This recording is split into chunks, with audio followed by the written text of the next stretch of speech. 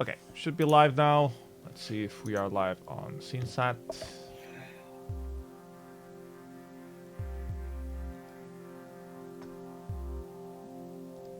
And FacePalm. Seems to be.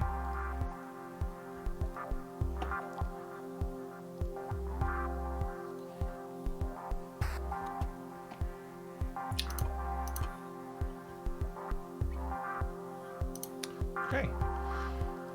We are live in places. Hopefully my ISP won't throttle me to death this time. Yay. I did make tea. D is important. We're already live, by the way. I'm gonna spam this in a few places.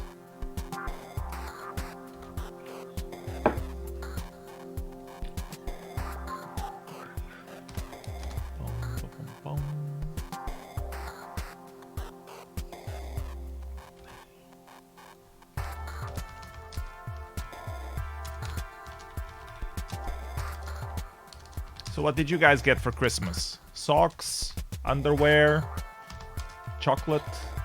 I come from a family where we no longer do Christmas gifts. Oh, thank goodness. I wish I could implement that on my... I've been trying to do that in my family for, I don't know, almost 15, 20 years, but they resist, you know? They resist. No, we're like absolutely... We already know we love each other. Nothing. We don't need to succumb to the capitalist urge to prove it every single year. Something like that. Like, everybody around us has plenty of shit already. We don't need to give other shit. Like that. Sounds good. I called my parents. That's good. That's a nice gift to give and receive. You know, keep in touch with the family. Yes. It's much better than getting candy. Although I don't mind candy. I like eating candy, but I don't know. No, we got... Well, if somebody asked me, do you want something? And I said, I want money for a Switch. It's like... So far, no donations yet. So.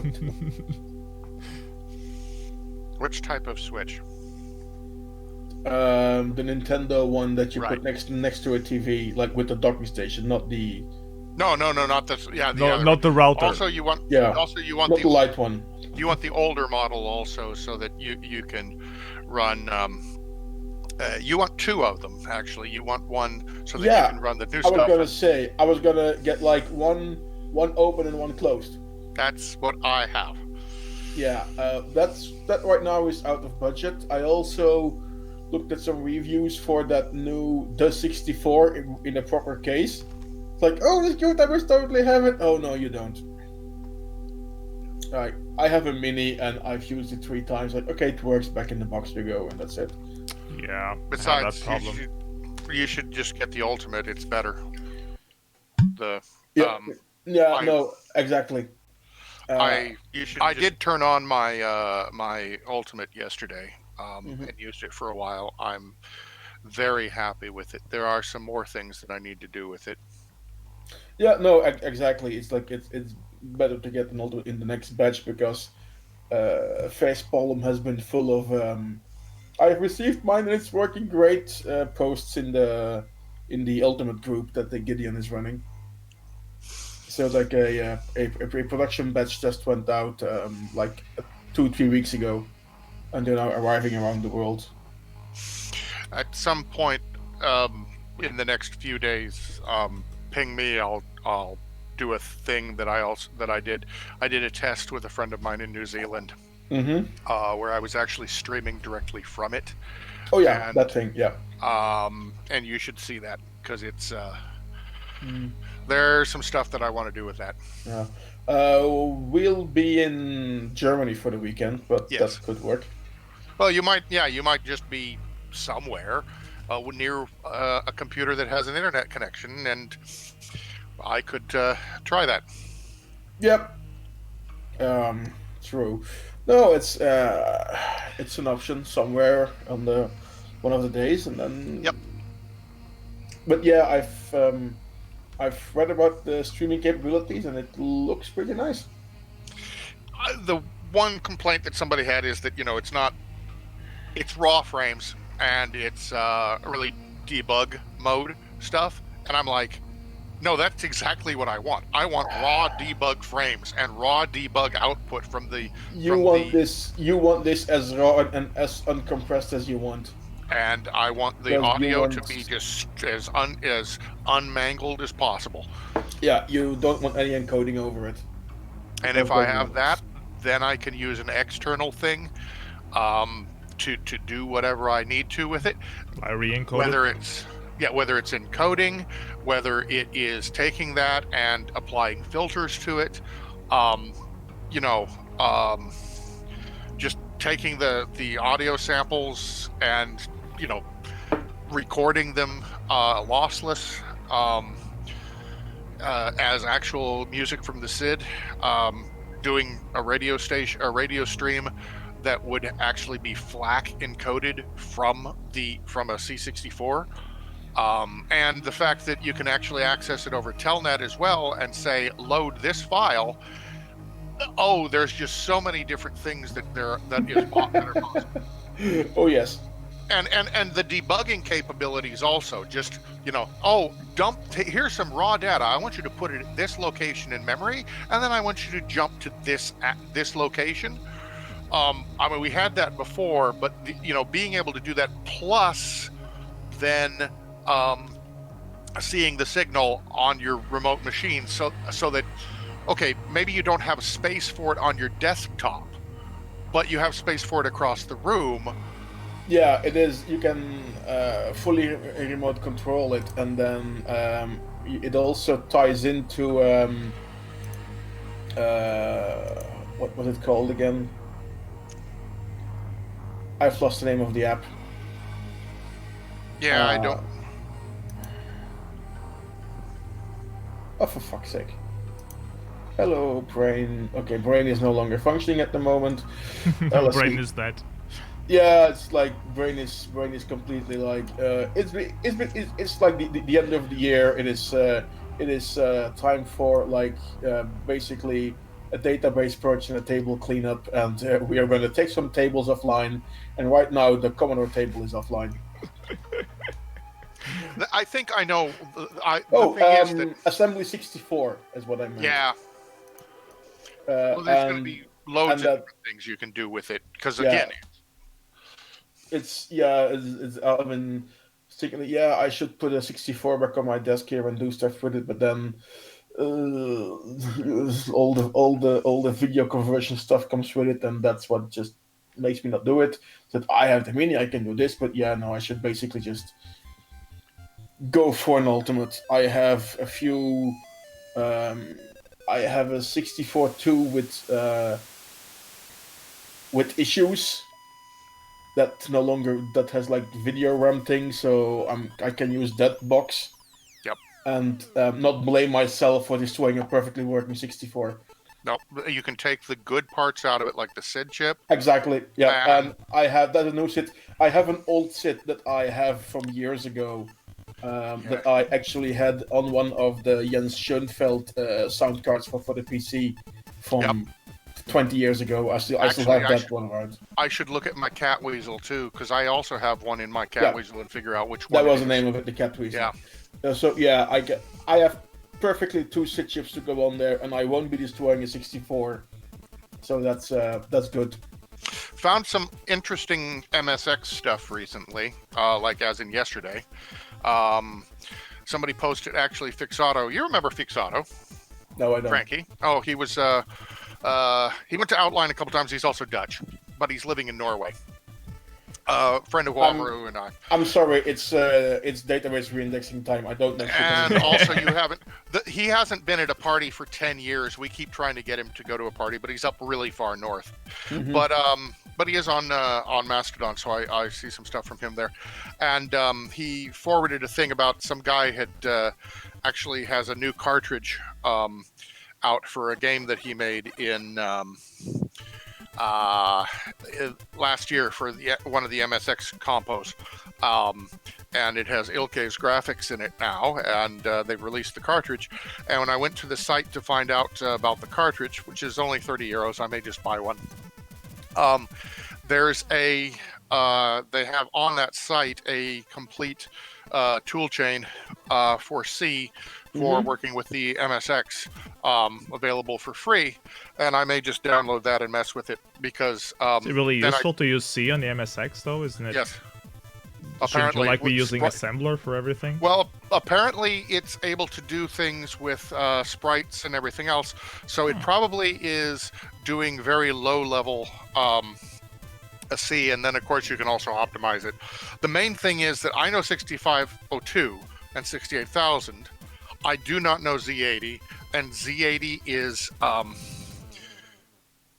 the difference between 6502 and Z80 as far as assembly goes, not how it is on the chip or anything, but how assembly goes, is that the 6502 is very minimal. It has an accumulator and 2 index registers. And the Z80 is the opposite. It has loads of different registers. Like, it has an H and an I register, and I cannot figure out for the life of me what the hell those things do. But it has them, and this is the thing, is that by writing C, I could actually go, okay, now how did this get compiled? Okay, that's how this works. Yeah, and if I needed to, then I could re-optimize it. So that is an option. And Huamaru has been bugging me and other people to actually do an MSX thing. And I know that we've seen some really good MSX demos. And I have an MSX1 and I have an MSX2. So, they're also in Finland with you? Yeah. Okay. Oh, the MSX was big here in Finland. Yeah, I heard so. I think it was also pretty big in Spain as well. I've seen a lot of people from Spain doing MSX stuff. Yeah, that was the thing. The last MSX info update, which was actually at Klubi, and it's too bad we haven't had one, but another one since then. But the last one there, we had people coming up from... we had a bunch of people from the Netherlands, of course, loads of people from Finland, and some people from Spain that had come up, and some people from Germany. And that's where I saw that one operating system that works on the MSX and some Thomson machines. That on the MSX and the Thomson, isn't Thomson based on the Specky? Shouldn't it be? It also ran on Spectrum. Yeah, it has a version for that too. It's a weird I don't remember the name of it, but he's done an awful lot of stuff with it, and it basically is as capable as an Amiga, just slower and with fewer colors, depending on which machine it is. Mm-hmm. And of course, it runs faster if you have accelerators and so forth. But he brought that thing, and that was really impressive. And then seeing some of the shooters from Korea and Japan on the MSX1, the way that they used rasters for was very different than the way that we use them in the demo scene. They would use them for not just starfields and so forth, but they'd actually use them for lasers and so forth, and horizontal things. And by doing this, they got more and more objects on the screen. It really was amazing what some of those MSX1 things were doing. So I saw that and I'm like, oh, that looks very interesting. I'll put that in my pile of various low-level things that I would like to work on, because I'd like to work more with low-level in 2055 when I finally get the time to get to that. Exactly. Well, the thing is, I've been thinking about stuff lately and with coding, and it's just like, I really don't want to do a lot of this high-end abstraction stuff anymore. I do that, but you prefer the low level. It's nice to be able to actually work with a machine and, do something with it, and it's simple. You don't have, what it is, and if you don't know what it is, you can find out. Like, Gropaz has, documented all of the the quote-unquote illegal opcodes for the 6502 now. Yep. And knowing how to use those and being able to do... by the way, we lost Chuck Peddle 2 days ago, which rip. is sad. But he was with us for a long time. Anyway, being able to know that and to be able to use that to do things versus, hey, I can't get this particular shader to work on my graphics card. Why? Oh, because the driver isn't running. Oh, because the driver doesn't support that until this version, and this version hasn't been created or released yet. Or, oh, it's a mistake in the driver. Like the best version of Happiness is Just Around the Bend is in Soviet Russia, happiness wraps around you, which you can't even watch because it was... The only reason it happened was because there was an off by one error in the NVIDIA driver. And then, of course, NVIDIA patched it because you can't have everything on that card rendering with this off by one error. It just looks... Other things looked like crap. Mm-hmm. But I mean, in comparison, hey, why doesn't this work? Well, I have to go in and I have to look at the I have to... Sometimes when you're working on high level for too long, it feels like it's like a never-ending world, and on low level, the limit somehow, or that there is something there that you can explore, but it's not an infinite world of possibilities that can just sprint out of it. I got a bit overwhelmed by the quantity, the stupid quantity of programming languages and abstraction layers that you can put into something, and like libraries and stuff. You can spend your whole life just checking out all the stuff that exists without ever committing to one of them, without getting anything done. It's just overwhelming. That was my point that I was unable to make succinctly. So thank you. You're welcome. So, question from my end, Truck. Yeah. 64 or the 64 Elite?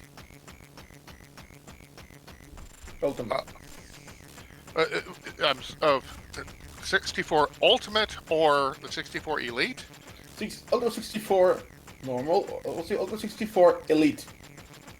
Oh, the Elite has ZIF sockets and jumperless auto detection, tralala, and also automatic joystick swap, which I like. Get that one then. Mm-hmm. I have the other one because, of course, when it came, it wasn't the Elite. The Elite wasn't out when you got yours. Yeah. Either one will work, but I mean, LB set mine up, so I'm happy with it. And the ZIF sockets might be good for if you have like 3 SIDs, or if one of the SIDs goes bad. It's just gonna be but I'm basically just gonna put one of them in there and then leave them in there. Although the jumperless design is, okay. Yes. And that'll work. And I guess that's mostly it. I think both of them are fantastic. Mm-hmm. I don't remember how much more the other is, but I'm 20 happy to 25 bucks is like it's not the end of the world. Yeah. Wait, let me just look at the page. It's 20 euros difference. So I think this delegates a fuck it. Yeah, I think it's a how quick can he ship them, and how long do you want to wait? Out of curiosity, I'm having a look, and it's they're both on pre-order, but they might have some left somewhere in a stash, and then this might actually win for the Switch. Yeah. Because as I said, all my retro gaming I do now on the SNES Mini anyway. Can you do homebrew on the Switch? Yes. Okay. Yes. Awesome. Yes. On the older ones, and then you have to watch out which firmware. You can't update the firmware. Yeah. And then when they find out yours is hacked, they ban it from the network. Yeah. That's basically is that you need 2 of them. Yeah. I mean, okay, DDT managed to go the entire time without getting banned, and nobody can figure that out. Because LeBlane basically got banned like a week after the Yumala to Switch demo, after Evoke. And we couldn't figure out how. I finally figured it out. Apparently, he made the mistake of going and looking at the NES service. They have a service where you can subscribe and you can basically run NES games on it from Nintendo. But the thing is that is a network thing, and they call home. Yeah, they noticed. Absolutely called home, and they noticed something was different, and they just banned it outright. So that's stupid. Like, you should be able to use whatever you want with your fucking hardware. It's yours. You bought it. If you want to develop stuff for it, I understand they want to curb piracy. That's not what their lawyers say, because they say you got this box of nothingness and you got a license for it, and that's how they still try to control you. It's just horse. The answer to that, though, is that okay?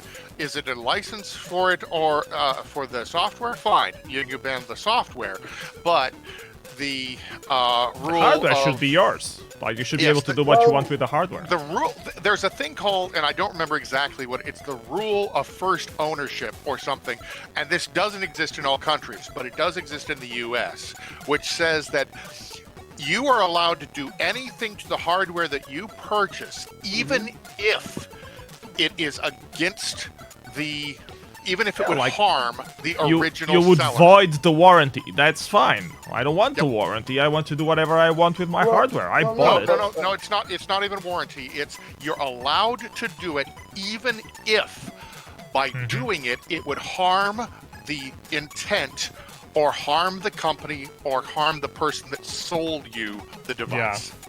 Yeah. You're allowed to do whatever you want. Basically, you are as allowed to hack your Switch as you are allowed to tune the engine of your car, knowing that your warranty will be void. And right now, there's a big thing in the U.S. where farmers are being told that they can't fix their trucks. They can't fix it. Yeah. And this is not. Why do we want new trucks then? The old ones worked fine. We just need. Well, it's not just that. It's also not just that. Hey, the old ones worked fine. It's no. I can't afford to upgrade my stuff because we had a bad year because of the floods, and you're forcing me out of business. That's not. No, we're not. We know that's a big thing with the car industry overall. Like, a lot of mechanics, you need like to be a specific mechanic with that specific brand to be able to repair that automobile, because everything is electronic and you need like to access the stuff, and which is stupid. Like, you want to change a headlight, you need to go to a proper representative to change a fucking headlight. That's just... Or how about the new plan? You know, Tim Cook went to Apple's board and said that the biggest threat to their coming profitability is people refurbishing or repairing their machines. So the latest versions of Macs... we are in an economic... We are in an ecological... yes. Horrible age, and we are these guys, this industry is trying to make stuff not reusable, just like use once and throw it away. That's just stupid. We should be repurposing on stuff. Their terms. Yeah, but that's very limited. I mean, we should be doing electronics that lasts for like 20-30 years, not like 2. Design obsolescence has been around since the late 70s. Oh yes, but that doesn't mean that we have to put up with it. Not to mention the fact that, I mean, and this is where this comes back. I mean, at some point we will not be able to do more electronics because all the rare metals are gone, because we are using them for like stuff that's like cheap as hell and just use it once and throw it away. Or not only that, going back to the demo scene portion, we have always repurposed things to create our demos and intros and everything else. We have always repurposed them this way, and that is, much more the hacker ethic, and so forth. And I'm talking to lots of people that are doing smaller computers, smaller they're building their own things and so forth, and they're making things reusable from componentry, because that is a thing with because of this obsolescence getting in the way of everything and not being able to do things. So I think we will see a lot more in the future of people doing more and more things on either embedded hardware or older devices, and the newer thing. Well, like, what's the name of that thing? There was that thing came out from Amazon recently. The VR thing. Honestly, I have no interest in that whatsoever. A VR thing from Amazon? Yeah, I don't know. LeBlane sent me a link to it, and it was, the video for it was another creepy as fuck Amazon thing. It wasn't as creepy as... Isn't everything from Amazon creepy at this point? Everything from Amazon is creepy. I watched a report the other day that they have problems with bear mace, like bear repellent of some sort, and apparently it happened on multiple warehouses, that there was like a rupture in supply, and the guys that worked at the store, everyone got maced with bear repellent. And this was like a thing because it didn't happen like once, it happened multiple times. You need to be aware of bear repellent if you work for Amazon. That's just weird. If you look at you remember before it was called whatever the fuck it's called, Alexa or whatever. I don't care. There were talking speaker. Yes. Yes. I don't. When it was called Dot or Siri? I don't. No. Clippy. No. Yes. Essentially. Damn it! I don't remember what it was called originally, but Echo. When it was called Echo originally. Yeah. The first commercials in the U.S. for Amazon Echo. Oh my God! It's the creepiest fucking family, and just it's all. And no one understood the invasion of privacy that would Nobody gave a entail. shit about the invasion of privacy or people it's that fun! We can talk to a computer and it talks back! And then there's also just watching that thing, I'm like, I do not want to live anywhere near this family. Holy shit, these are the dumbest people on the fucking planet. Did you see that meme the other day that was circling around? Like, Annie, why are you whispering to me? I'm afraid that Mark Zuckerberg will hear what we're saying. And the other one started laughing, ha ha ha, and then Alexa started laughing and Siri started laughing. Well, that's pretty much where we live. Like, people pay to get all their information sent into the cloud. Which is insane. Yeah. Anyway, some of the best things that I've seen are remixes of that original Alexa ad with people putting what actually should be, people redubbing it with actual stuff like.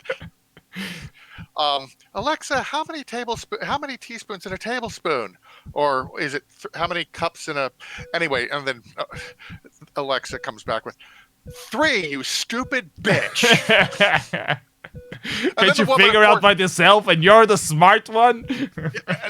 and then the woman, just like in the original one, goes, oh. That makes sense. You watch these things and it's just like, oh my God, this is so fucking creepy. Why don't people understand? Why don't people watch this and go, oh my God, it's so creepy? Back to the new thing, other than that thing, which I have no interest in ever touching. I don't even want to repurpose that. It's just like, no, that's useless technology that shouldn't have been built, because all that's going to happen is in a couple of years, I'm 100% sure that there's a China landfill already filling up with these old versions. Yeah. I mean, they have to go somewhere. Yes. Well, yeah, but then, those aren't those landfills have possibilities to become like the mines of the future? to get all the It's metals very out. hard to extract all the components from a board and all the chips, especially when they're when they were bigger in the Commodore 64 days. Yeah, they were I easier know. to repurpose, but now that Yeah, they're now so small, all it's really hard to like repurpose tiny. that stuff. This doesn't stop some people from actually trying it and then dying from the result because they have their the amount of work or the life. I mean, if it's that like they a are forced specific to live. board, you can like set up a line of some sort to desolder everything and I'm not sort talking about that. I'm everything, talking but about- that's like so much I'm work. talking about straight up that the people are, it's like the people that go into the landfills to strip out copper because they can make money off of copper and they can't get money any other way. Yeah, That's that's not a very healthy way of making a life. And that is how some people are actually doing things, and that is what is happening. So yes, those landfills are already becoming that. But But I mean, it's it is like kind of advantageous that some people do have that as like a work, go through the landfill and take stuff from there that they can repurpose for somewhere. I mean, it helps keep the landfill slightly less occupied, but it's still a shitty job to have. Anyways, Job. it's 7. Let's start the Mystery Demoscene Theater officially. So welcome everyone to Mystery Demoscene Theater 9000, Season 4, Episode 11. I have with me the two arrogant bastards, FRaNKy and Truck. Hello. And we were suddenly interrupted a couple of weeks ago by my ISP that decided to do some random throttling to my bandwidth. And thought we it were was last watching week. this demo. I guess it was last week. I'm not It sure was last anymore. week. Yes, it was last week. Last week Thursday. You know, it's Christmas holidays. Everything passes in a blur. I watched The Joker instead of Die Hard, so my head is very confused right now. And I didn't watch Home Alone this Christmas, so it's like I watched Star Wars. that's a very Christmas thing. Did you watch the Christmas special of Star Wars? No one should watch the Christmas special of Star Wars. Yes and yes. No, I have it somewhere, found on the internet, and yeah, you like YouTube-wise skip through it and go like, oh dear, oh no, somebody approved this. Okay, let's never play this again. They made it as a joke. So, anyways, the demo we're watching right now is Artlight. It's Out of Context by Artlight Design, and I should have prepared this better so I would have all the information about it right It's now. from Zoo, though, isn't it? It's from Zoo. Did it win the competition? If That's- it didn't, I would really like to know what did. Let me check. Out of Context. Yeah, because I could have just clicked the Zoo link, but I had to try and type and found. Yeah, it won the C64 demo compo at Zoo, which was the C64 demo party in Finland.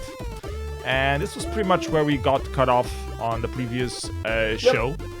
It was also the last demo from Zoo, so we were gonna watch a couple more scenes from this, and then we are gonna move on to the land of the ducks and the underpants, which is Trsak. Any of you guys went to Trsak this year?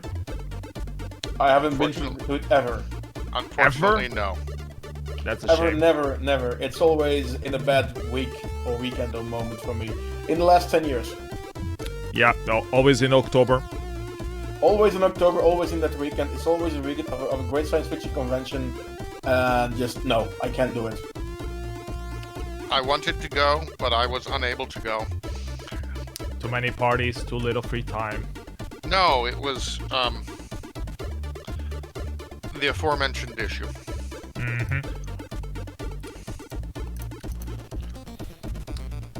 Out of context. In the meanwhile, I've ordered an Elite. Because fuck Oh. it. It's Christmas. You can go It's crazy. Christmas, yes, it's like, you know, we discussed, do we give Christmas to our family? We don't, so I give it to myself. Yeah, you should treat yourself. Remember to Yes. treat yourself. Yes, I'll send you the exactly. link of the things that I got. I gotta Yeah, order well, myself. it's still pre-order state, so it might Yeah. take months for it to get here. My no, treat I to ordered a myself. Go on. I ordered one of the new Amiga graphics cards that the ones that have the ARM chip on them and Like can do HDMI. The vampire And- stuff, or am I No. confused? confusing. No, it's basically it's a Zorro board, so it works in a 3000 or either Zorro 3 or Zorro 2, and Evil is asking what the Elite thing is, FRaNKy. Can you summarize it? Oh, it's the Ultimate 64 Elite made by Gideon. It's like a re-implementation of the Commodore 64 on modern hardware. Okay. Thank you for that. Chuck, you were saying? Anyway, it's a basically like an RTG card, but it also has an ARM chip on it, which allows you to work with the. There's various things you can do with it on the Amiga, like you can. Well, you can still use the Amiga and Amiga OS, but you can also work with it. It's a lot easier to capture, pretty much. Yes, and also it's just a good board. It's. But does it work like an additional graphics output, or just a way to capture stuff better, easier? No, it would be. It will allow me to use a HDMI output on the 3000 as a native graphics mode, similar to what a Picasso thing would be. Okay. But so this is an additional card. It's not one of those clip on top of the video chip thingies, Nope. right? Okay. Nope. Good. It's a Zorro card. Okay, cool. So it's like 1, 2, 3, 4000 only. Borosian is asking if it's about the ZZ9000. Bingo, that's the one. That's the one. Borosian, you are correct. You win. Absolutely nothing. Absolutely nothing. You win Macho Man Randy Savage on disco mode, on pervert disco mode. Oh. That doesn't look like Randy Savage. It has Exactly what I've told him before. It has the cowboy hat. Am I mistaking wrestlers here? Yes, you And are. it has those disco glasses, which It does not. It does not. He very rarely wore the glasses. If he wore the glasses, they were the wraparound glasses. I'm gonna. Where is my envelope of stuff? Here's my Okay. envelope of stuff. disappointed. Don't Okay, talk Borosian, to either one of us about wrestlers. Borosian, you only get scene points. You know, You have now opened a pot that you do not want to be part of. Because Do you have my poster? what? You mean this one? Yes, that one. Yes, that one. Yes, I have it here. See, this is Macho Man Randy Savage. yeah, see, cowboy hat and the glasses. See, it's just like him. Bigger hat. He even has a weird trench coat thingy. All the fluffy things at the sleeves, and you need an ooh yeah. Or it's not Randy Savage. It's hard to say who yeah on the C64, but I'm sure those guys from Sweden that do all the vocal synth will be able to do it. Okay, now, anyway, Ted DiBiase, Big Boss Man, more Jake the Snake Roberts, C3PO. See, that's not a wrestler. C3PO was a great wrestler. Really? There's this wrestler called wait, 3PO? Hang on. This is the one I paid. Did he wrestle like a robot? I paid money for this, but The Ultimate Hogan Warrior and and Hulk Hogan? Like in WrestleMania, one of the WrestleMania classics, I guess. yeah, WrestleMania 1, Warrior wasn't even the WWF yet. Yep. So no, these are pictures I should put up in my game room somewhere this week. So welcome to Mystery Wrestler World Wrestling Federation Theater 9000, where we go over all the wrestlers that were once epic on the WWE. Don't give me the opportunity, because yesterday I actually watched. You watched Dark, or what you watch? No, I didn't watch. I did watch a little bit of the recap for the AEW, but before that, I watched the new thing that Billy Corgan has. Billy put money Corgan, behind. the singer? Yes. He's related to wrestling somehow? Yes, he has been helping to fund a independent wrestling promotion that That will actually stop the abuse of the WWE wrestlers?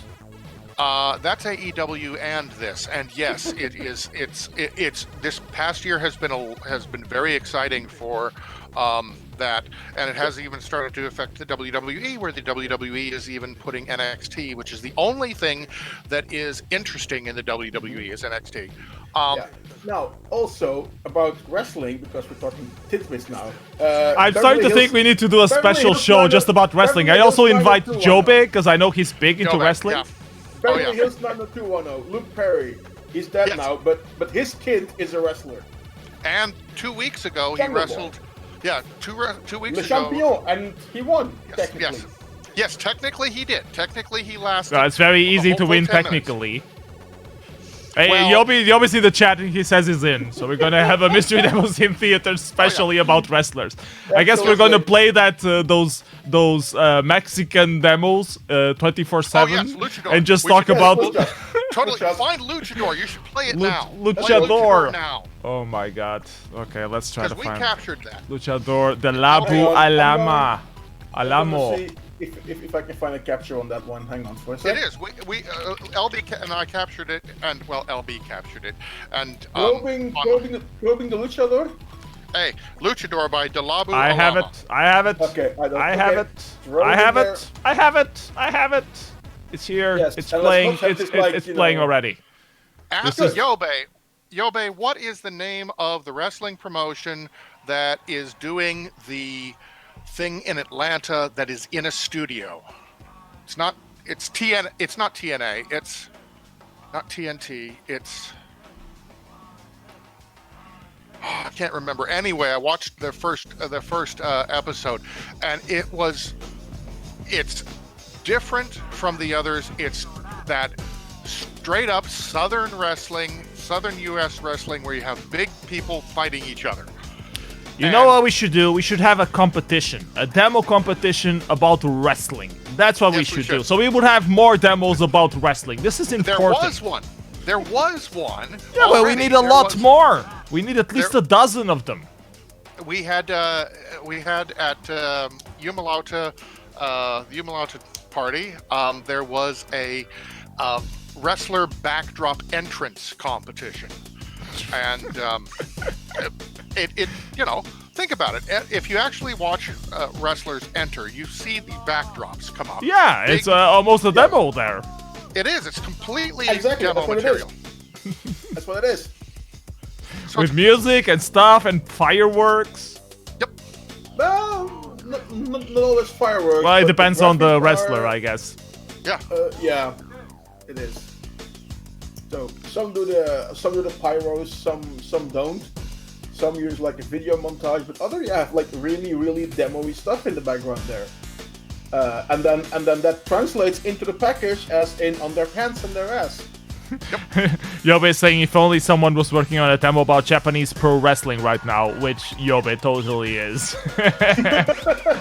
I saw some posts from him on Facebook asking people who know Japanese to make sure that this is correct. Oh yeah, that one, yes. No, he's absolutely not working on it. Yeah. It's That's important work, Yobe. Please carry on. If you need any preview guy to give you some feedback, I'm your man. There's also in the next week we have a lot of stuff coming from Japan, from New Japan Pro Wrestling. So just loads and loads of really good stuff. I'm still not following that. It's like you don't follow Japanese pro wrestling? What's wrong with you, FRaNKy? Next week is the week my shoulder to watch. Wrestling will help with that. I'm sure they have like the masseuse thing going. If Andre the Giant could spend the last 5 years of his career by standing in the ring and pushing people around, I can watch wrestling with a bad shoulder. Anyways, let's go back to demos from October and go over to Sack. We had this demo called, actually was an animation called The Process, which is actually quite decent. I think it won the animation compo at Sack.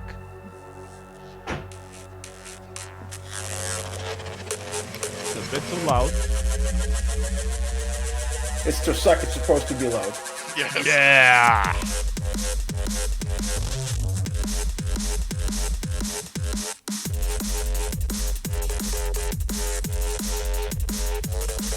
Also, one of the few like CRT effects that I actually like.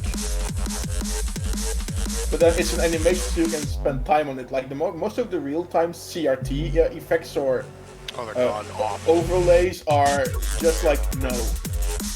Just absolutely god awful. I have seen some of the ones though that actually are decent. And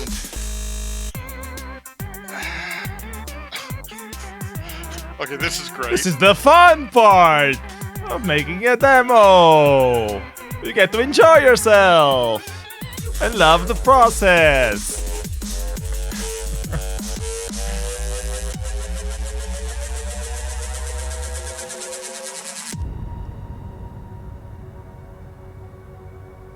Oh, it's a city. It's a Blade Runner city, I think. I think it's actually called the city. It's from the Belgian guys doing all these C64 albums now. His name is Koen. I have him on Facebook. Oh, my brain is re-indexing. It sucks. Re-indexing. Yes, re-indexing. Amicom. Amicom Records, Amicom Books. They've made some. They've done 2 Kickstarters on 64 based, inspired, blah blah blah albums. Second one came out now, and one of them is actually called The City or In the City, which is a pretty nice thing. And I've actually played it a few times in my live sets. Okay. So that's like the city. Okay. Life in the city. So in the meantime, while Twerk gets tea, we get to talk. Yeah, we get to talk about this thing that Reality 404 did, a remote submission, like explaining to you what Trsak is like if you stay at home. All the schnapps drinking stuff. Oh dear, yes. I wasn't planning to play this. I wasn't planning to play this Reality 404. I'm just playing it because you're here. it's everybody knows DIY salmiakki, so let's do DIY pepper schnapps now. Yeah. Oh, what's the thing with the waffle? Is it called waffle schnapps? Yes, it is. Exactly waffle schnapps, okay. Yes. I was having a discussion about waffles the other day with a friend, and I was wondering if the official name was waffle schnapps or not. Yes, it's waffle jenever. Because we were checking the difference between those normal big Belgian waffles and those small waffles that have like honey in the middle. Schrumpelwaffle or whatever it's called. Yeah, stroopwafel, but that's Dutch. Yeah, that's. So Belgian waffles come in 3 varieties. You have Liège waffles, Brussels waffles, and galettes. Galettes? Yes. So a galette is like a really thin, crunchy waffle. A Brussels waffle is the big square one where you put all the like cream and fruit on top. And a Liège waffle is the one with the sugar lumps in it. Ah, okay. And only those 3 types of waffle exist. Okay. According to Belgians, of course. There's another type. Waffle schnapps. Yeah, we were talking about. You were saying about the Belgian waffle, and well, I guess. How the hell is waffle schnapps not Belgian? That's true. Oh no, Truck has a strong point. This we're going to stop now because this is a very important demo. Okay, I'm going to stop. As in stop talking, not stop the demo. Oh, okay, right. I thought you wanted to do like a big announcement, like this is the best demo ever made with Notch, despite being a 4K. It is. And you're being mind blown on how it was possible to make this with Notch, like a 4K with Notch. That's just incredible. These guys must be geniuses. They must be doing 4Ks all their lives. I'm gonna play the demo now. Finally. It's the best great screen I ever seen. And very Trsak-y.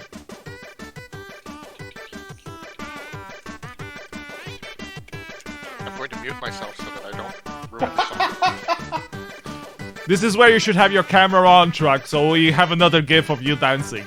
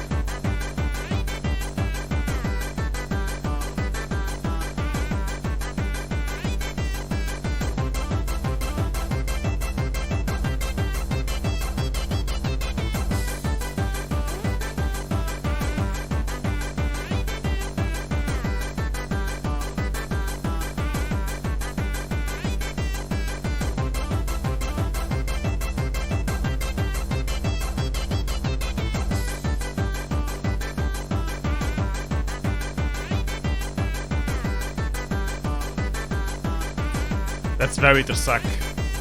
Unfortunately, the 4K has its limits, and it ends precociously. Yes, so Truck, you can unmute yourself now. This is another 4K, also from the sack. I had to remove the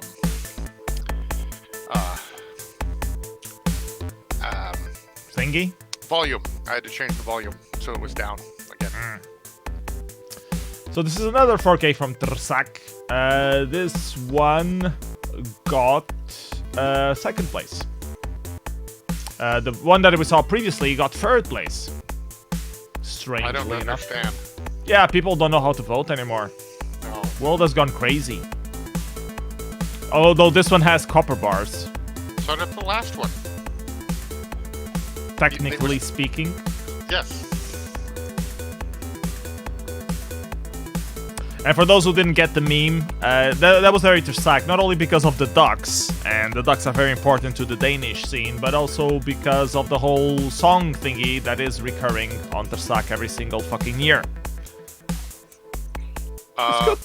Have you not been paying attention to other parties which have also used that for loads of other things? It sort of went beyond the Trsak.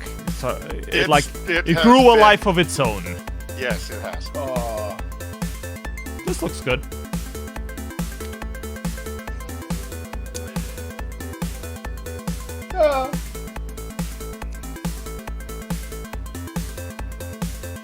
Reminds me of those Amiga demos where you all must have your own ray tracer in the early 90s.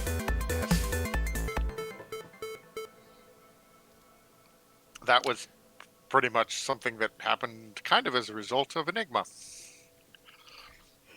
Yes, best ray tracer part ever. Yes. Although, no, maybe...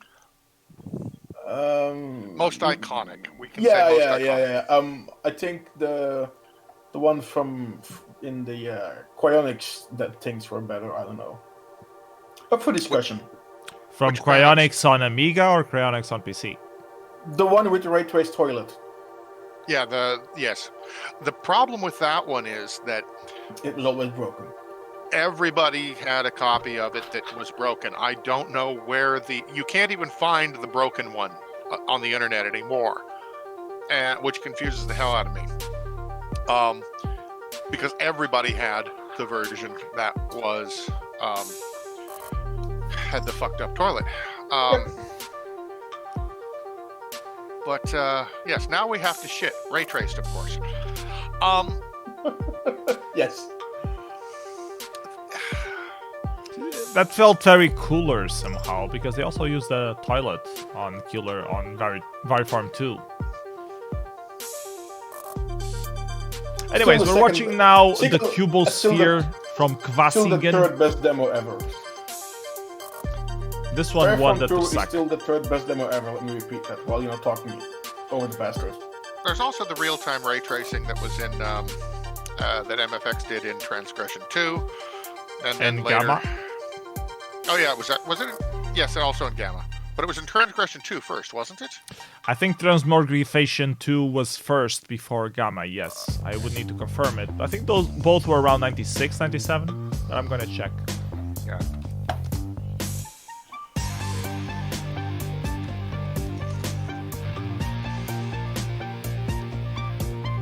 And then of course it was done again in 1995, which was not released in 1995. Yeah, Transgression 2 was first. Gamma 2 was at the party 97. Transgression 2 was at EULA 96. So yeah, it was before.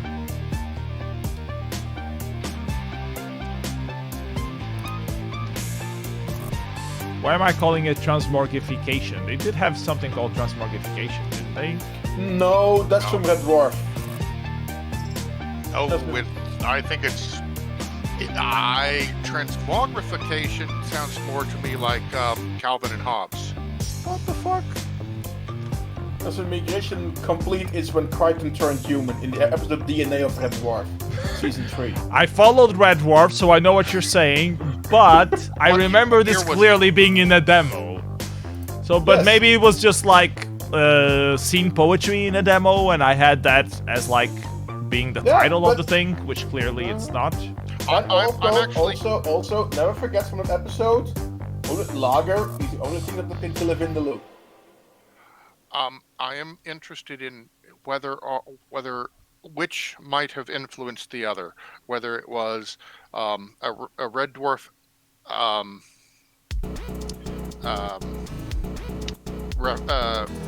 reference in well, it doesn't really. I'll ask later because this is from our friends in Australia. Yeah, we're now in November, and it's the DOS demo, which is cool. I only have this demo from their party because unfortunately there weren't that many demos. There were a lot of wild entries that were quite cool actually, but there are no videos of them, which is strange to say the least. But I actually saw the stream from Syntax, and they had a lot of cool stuff, so I highly recommend you guys, especially if you're in Australia, you should definitely visit Syntax. It's also cool because it's a DOS demo with sound, which was something that you would make fun of back then. Yeah, unless you had a Gus. And I think they did, wasn't it the beginning of this, didn't they use a Gus? No, it's a Sound Blaster sound that they did. They had multiple options. I think they used the Midas, or whatever it was called. Or maybe not Midas. It was a famous selector, like that you use often. But I'm not sure if it was Midas or not. Midas was one of them at the time. I do have a second place also for Syntax available, which is for the Commodore 64. So we're gonna watch that afterwards as well. It's pretty cool that people still do demos for DOS though. I actually was, thinking that, and including the old DOS platforms in the simpler things. DOS protected mode with a Gus. Yeah. And, well, same thing with a GBA, but... Well, you should have like a big banner on the screen. Software rendering! This reminds me of Robotnik Rage, like the skull with a gory background. It's probably influenced by that. Just a little note: if Evil is still paying, is Evil still? Because I haven't joined IRC to check and see. He should be on the chat, yeah. I have to get the link to your Twitch to Blotto, because telling Blotto that I'm on the air. But anyway, Evil be on Steam later because Blotto will finally have a chance to do stuff. Evil, notification for Evil. Please be on Steam later today. Blotto has a message for you. Please be on Steam. Thank you, Evil. And now I will now I will get Evil into the Twitch chat or into the Twitch. It's the Twitchosphere, no? Yes, it's just a Twitch TV PS enough, right? Yeah. It is, yes.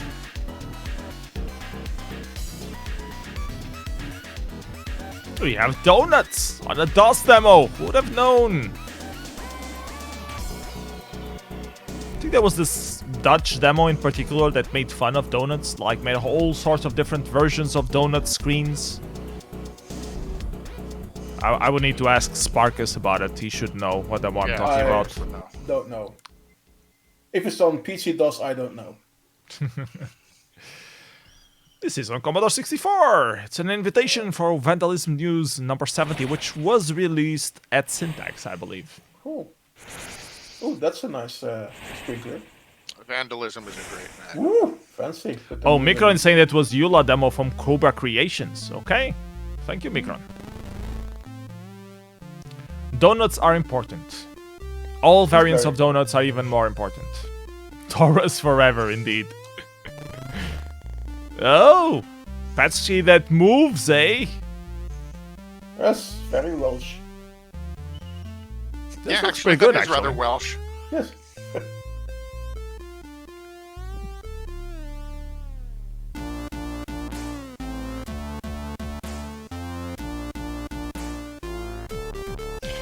I know this track from somewhere. Is it a cover of something? Probably. Let's just go to CSDB and see what the track it was. Yes. I think it was Jazz Cat that did the tune. That could be mistaken though. I'm sure Jazz Cat has something to do with Vandalism News, but I think it's a different Jazz Cat. Well, yes, there are multiples. Jazz Cat's Multiply? I thought it was always the same. Yes. No, Jazz Cat in Poland is the musician. Jazz Cat in Australia is. I thought it was the same guy. No, What the fuck? No, it's not.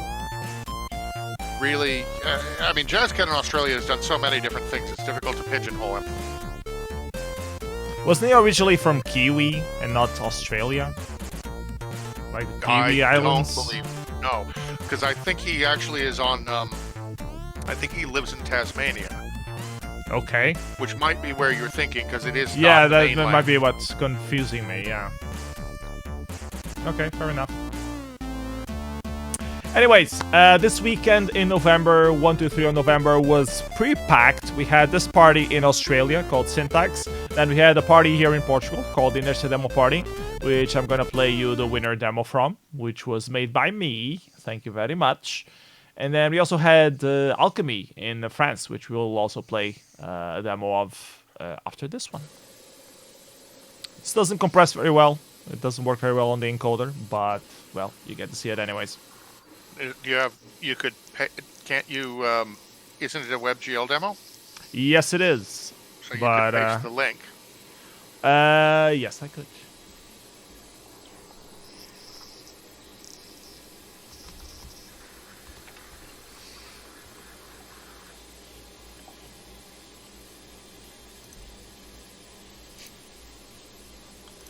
I remember during Vortex,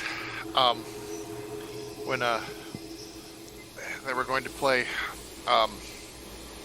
the Matt Current demo, and they started it up in the web browser, and there was quite some consternation about putting it into the proper executable and not being lazy. Yeah, they want to have like an executable version and not put it onto the browser. I think that's a bit of a stupid rule, to tell you the truth, but I've had some issues with that on some parties. Well, in this particular case, I mean, the thing is that even though the web browser version of Pico 8 works really well, it does use more CPU than the native version. So since demos are CPU bound in many cases, you want it to run with as many frames as possible, and therefore running with the actual executable rather than the browser version is preferable in a compo. Yeah.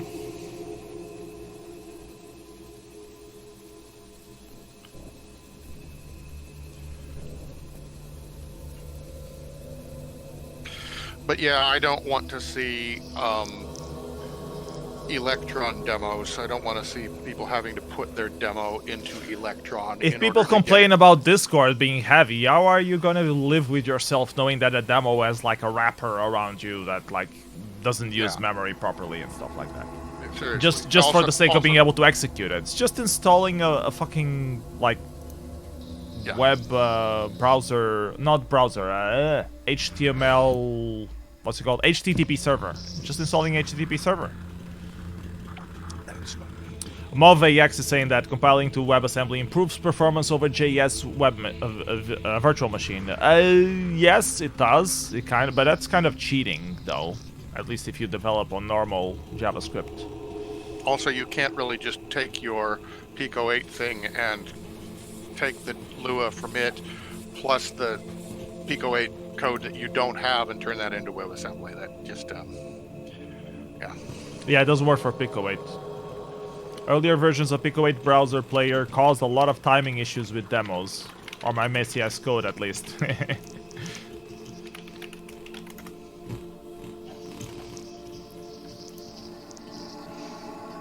Is that particular scene in the demo, is that graffiti or not? Or is that just my graffiti impulse saying, try to read this? No, it's not graffiti. It's your graffiti impulse. then what is it? Well, it's obviously a style transfer of different images. None of them were graffiti though, so they're all like this one in particular is like a log burning, so it's like a fireplace. The previous one I don't remember what it was anymore, but none of them were graffiti. I can tell you that much. You can see it a lot better without the encoding. I promise you that. Yeah. I can understand a bit more what's happening. Anyways, let's take a look at iProbe by Control Alt Test. It was released at Alchemy, the French party, Banana Fromage. Also happened. And also, the French would also call it cafe party, not caf party. So accents matter. Hashtag accents matter.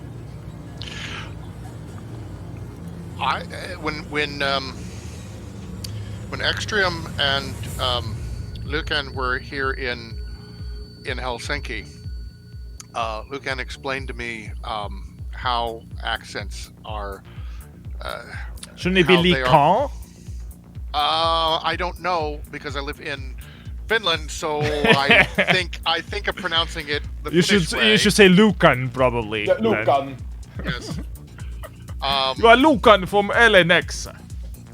So, but she explained that the accents are like applying a tint to a color.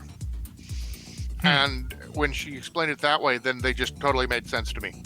I was like, oh, okay, then that, yes, now I understand why you would do that and why it's important to have that there. Oh, Porosian is trying to convince me that alchemy is said alchimie. I think it's called alchemy.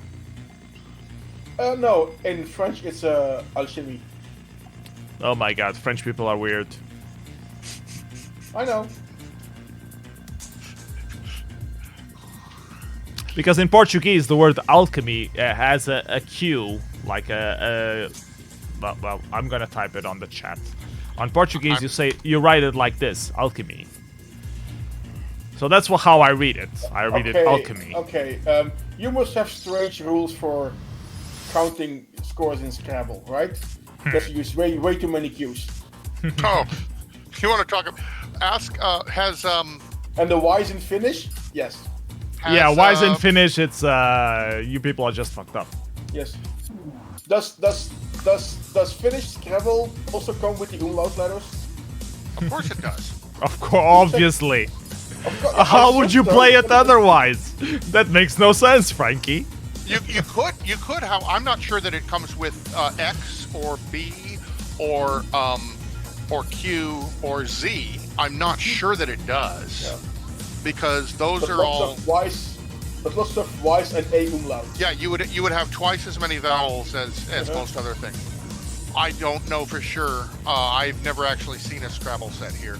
But I do know that you cannot play Scrabble in Hungarian the same way because they have, some of their letters are 3 characters wide, and those would, you can't place in one spot, but it's one letter, and you technically should not be able to. 3D Scrabble, you can stack them. Yeah. You would have to do it to do it properly is 3D like that, because otherwise you can make a word off of a character that is part of another letter. Korean Scrabble would also be the same way. Oh. I wonder if you could make a 3D version of Scrabble that would work in Korean. That's a project for Limp Ninja. Yes, it is. Yeah. It also would make a really cool demo. I'm going to talk to Shifter about this, whether or not that's... Totally, yeah. Whether it actually would, because that would make a really cool demo effect. To be able to stack it like that. Of course, most people wouldn't understand what it actually was because they don't understand Korean. But yeah, I'll talk to Shifter about that. I need to get a hold of Shifter. People are saying that Korean is actually quite easy to learn. Anyways, let me talk about this one because this is important. This is a demo for MATLAB. MATLAB has this new thingy where it supports a very dumb version of OpenGL, like OpenGL 2.0 or something. So, guys from Brainless Coders decided to make a demo for it, because of course you should make a demo for whatever platform you can. And the particularly interesting point of this one is that it needs a lot of RAM for it to work. 128 gigabytes. Yeah. But So, I think is there it was a like bug dumping somewhere, an- actually. Dumping It an was. animation in memory and go and run from it. How do you think most 64Ks work? Don't tell the secrets! Don't... You're ruining it for everybody! No, It's not an animation. you're gonna... So, now you're gonna tell me that all those 50 frames things on Amiga are also animations? How dare you! Yeah. My Amiga does everything real time, okay? Yeah. Okay, so I made the mistake of the other day going to look up demo space scene on demo space scenes on Stack Exchange because Demo scenes yes, because there are so many people that ask questions about about the demo scenes. and they don't understand that the term demo scene refers to the overall scene, the overall concept of it, rather than effects. They substitute the word effect with demo scenes. Okay, It's scenes from a demo, so it must be demo scenes. yes. So you get these questions like that, and some of the it was like there were people that are on there that actually, had they run into sceners, would have actually gotten boosted in some information and they would have started rolling. But instead, they ran into people who are like, yeah, I think that those people just, I don't know why they do it, but they record these huge videos on into their floppy disks and then they play them back. Because they're crazy. They like to record videos on the floppy disks. It's like, oh my god, you have absolutely no idea how video compression works. They are really into bad Apple. They like to put video players in every single floppy they can. Oh my god. Anyways, what we're watching right now is Ducky is Back. It's for the Fujitsu FM77AV. I'm looking up what that is. Apparently they had something for the Fujitsu already last year, and this is the same guy doing a different demo for it somehow. 3FM. It's like a Vectrex kind of thingy. No, it's like a... Looks like a desktop machine that does stuff.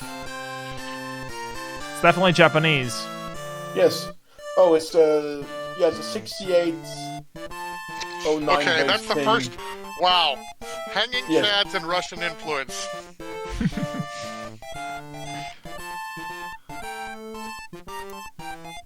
What the flying schnitzel?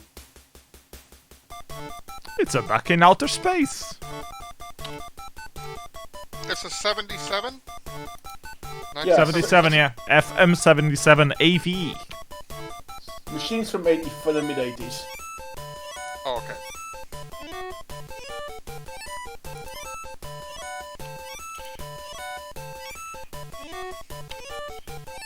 So this one, the old school compo. The demo we previously watched weren't the combined compo. I don't know what really the difference is. I don't know why they don't combine both of them, but whatever.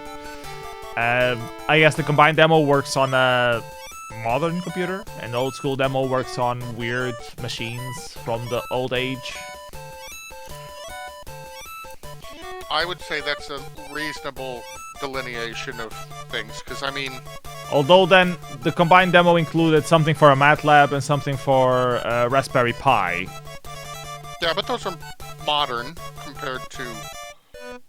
Yeah, I guess It's the same technically thing speaking. that I like that. I like that what it just did. It went through the rings. Yeah, it left a hole. Yeah, this goes completely in the demo splash thing that let's get stuff for strange hardware out there. I watched the stream from Demo Demosplash, and they were very confident about themselves having all the machines possible, and that the people kept throwing things at them for weird platforms, and they managed to somehow get the platform and make it work on real platform. They do a demo show and they run everything from actual hardware on the spot. That's really good. Yes, but it takes forever to get things running because some demos need 2 or 3 tries because like suddenly the demo finds out 60 hertz. What the fuck is this? Yeah, I watched the live stream. It took a while to show everything, but it was cool that they actually showed it on real hardware. I was there once. I'm hoping to be able to go back one day. And they really seem to take it seriously. Like they have like a whole museum of. Oh no, they actually do. You have when I was there, you have separate rooms where they were displaying all the old hardware and they were doing stuff on it. That's really cool. I mean, that really helps, like, to give new life to old hardware and show what it can do. Exactly. So I think that's a really cool idea. Yeah. Better than what we do here in Europe, which is just, you know, put it on the beamer and no one actually sees the fucking hardware unless they walk around the party place and talk to people. That's why. Okay, who doesn't walk around the party place and talk to people? I even do that, and I spend most of the time at Revision anymore on the air. I mean, come on. But I mean, at parties like Revision, where you would have... I will take that back. That is part of it for many of us. I did complain once to MOD and to Silverlance that they weren't doing that and they were missing out, but then they said, no. We really enjoy it much more if we're just here taking in the ambiance of everything around us. So, okay, however you want to do the party is how you do the party, but just walking around and seeing things and talking. I used to walk around a lot more. I remember Wired 98. I walked around like 4 or 5 times, just watching everything, whatever everyone was doing. But on like last Revision, I just walk through the main aisle. I don't go through like the smaller. Revision is, and I've said this before, and I shall say it again.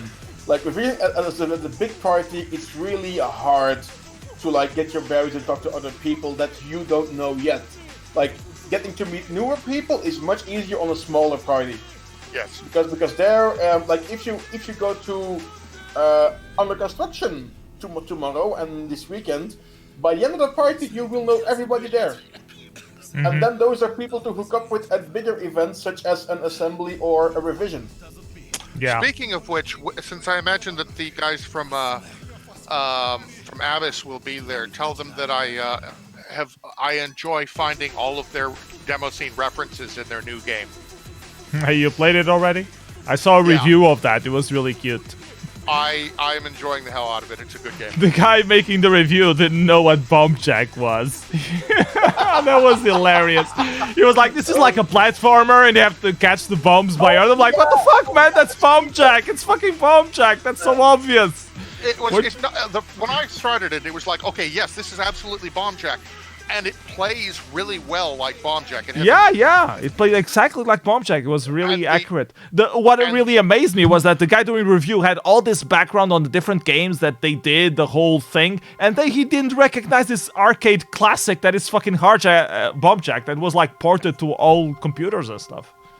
Did he at least recognize that the Arkanoid was Arkanoid? Yes. Yes, he did do that. Just not Bomb Jack. When that Arkanoid fired up, I was like, and I heard the start, and I heard the music for the beginning of the level. I'm like, yes, Pink absolutely did this right. Yeah, well, I can now not play because I've just ordered the 64 Elite. Oh well, no, it's on pre-order, so I can pay it in 3 months when Gideon ships. Anyways, we're watching Demoscene Experience now, a demo party in Hungary. The one that we just watched before was called Futni by Disco Gustnius Demospota, or something like that. Hold on, wait. We're watching Function again? It's not Function, this is Experience. Oh, okay. Hungary has multiple demo parties. This demo in particular is made by FRaNKy, and he didn't have a big rant on the info file. I didn't check. So I think he's doing it right now. Oh, he does have some sort of text there. I'm not going to read it, though. But the demo was okay. Pretty short, but nice little experiment. Yeah, and but like doing what he wants to do. Yeah. I'm hold on, wait. I'm missing the winner demo from Experience. Why am I missing that? Chaos by Lonely Cats, because it doesn't have a YouTube link to it. That's why I'm missing it. Okay, moving on then. Let's go into Vortex. Play some Bad Apple by Pooh Brain, which we already saw last week, but we can watch it again, I guess. That's fine. It's a bit of a parody of a rant that Mr. Truck here said. It's not a parody of a rant. It's a parody of the. It's a parody of Bad Apple? Of Bad. Of Bad Apple not being a real demo. Bad Apple isn't a real demo. It's an animation. 64K. It's actually a 28 megabyte demo. Bad Apple.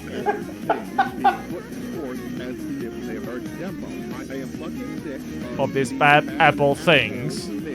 Yeah, that's totally Chuck there.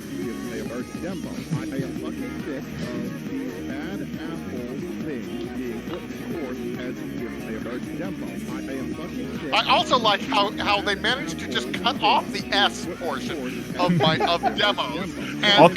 Aki has some editing tool. Okay. Aki cuts it off so that it sounds like I don't know how to make plurals. Well, do you? Not in Finnish. Well, no. But that's because we have partitive, so. Well, no. Just add alignment. It's what I do.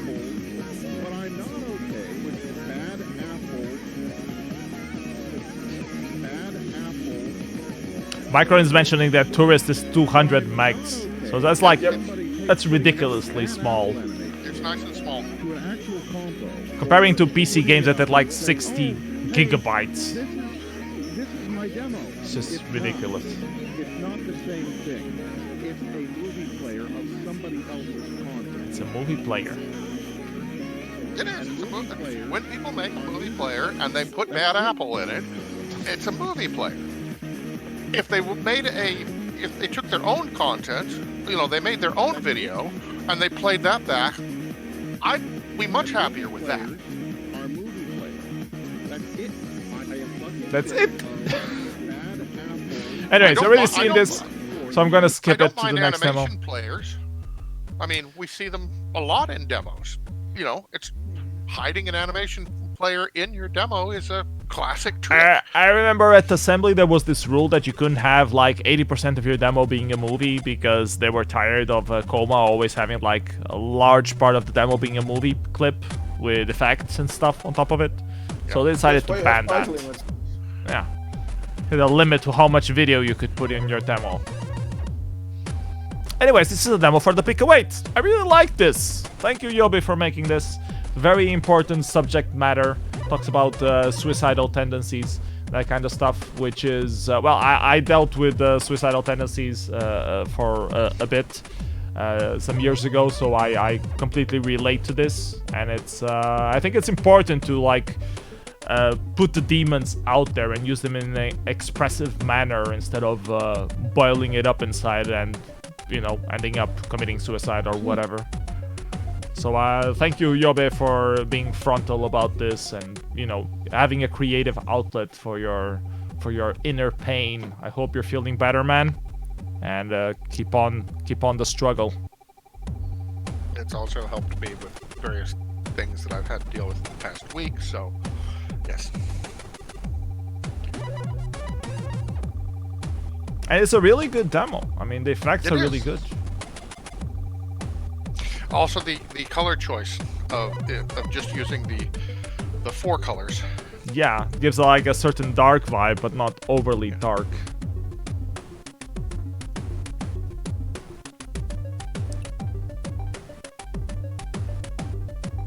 I heard the other day that you can change the colors on the Pico 8. You can make your own palettes. Is this true? It has a fixed palette, so you can change the numbers, perhaps. Yeah. If you can actually change it now, it's gonna be.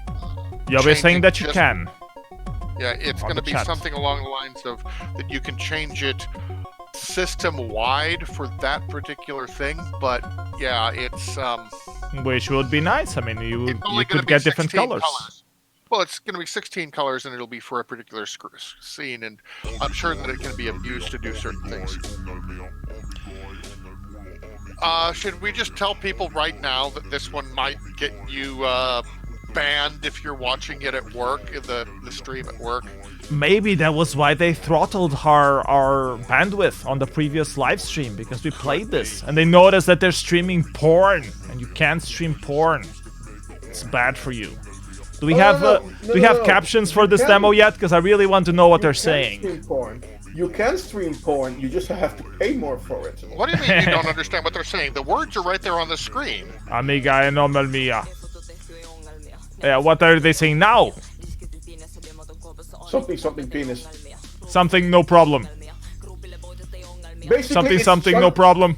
No, basically it's chanslänge 3,60 Meter.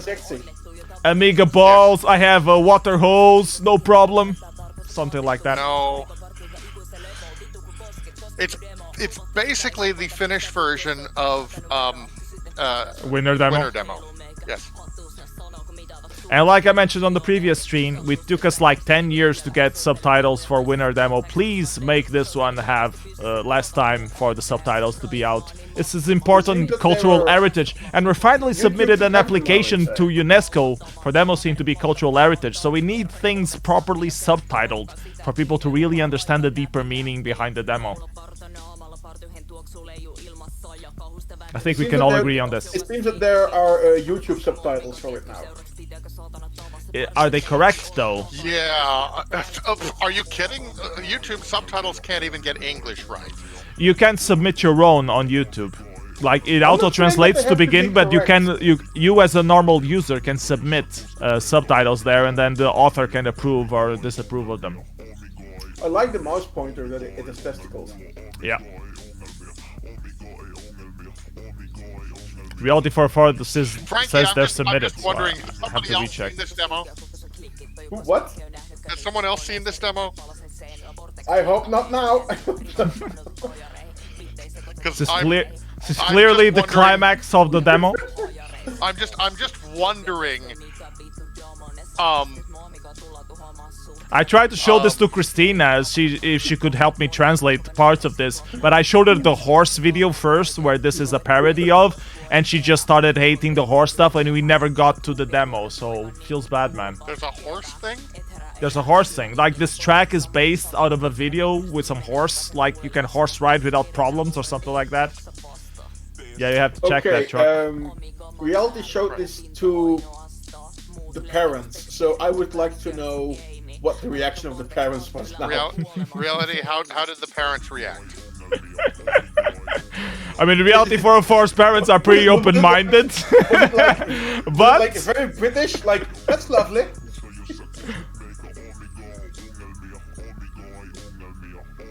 So anyway, what was the thing that the horse was about? PS.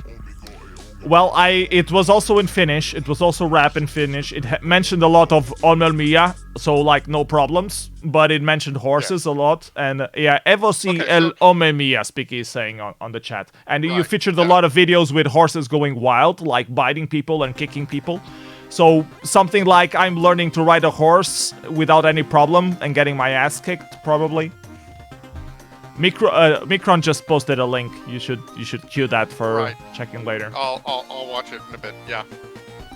Meanwhile, we're watching the Deadliners demo called 5, which was released outside any compos whatsoever. I think it symbolizes their 5th year anniversary. Yep, some of them have made Facebook posts about this as well. So. Cute little intro.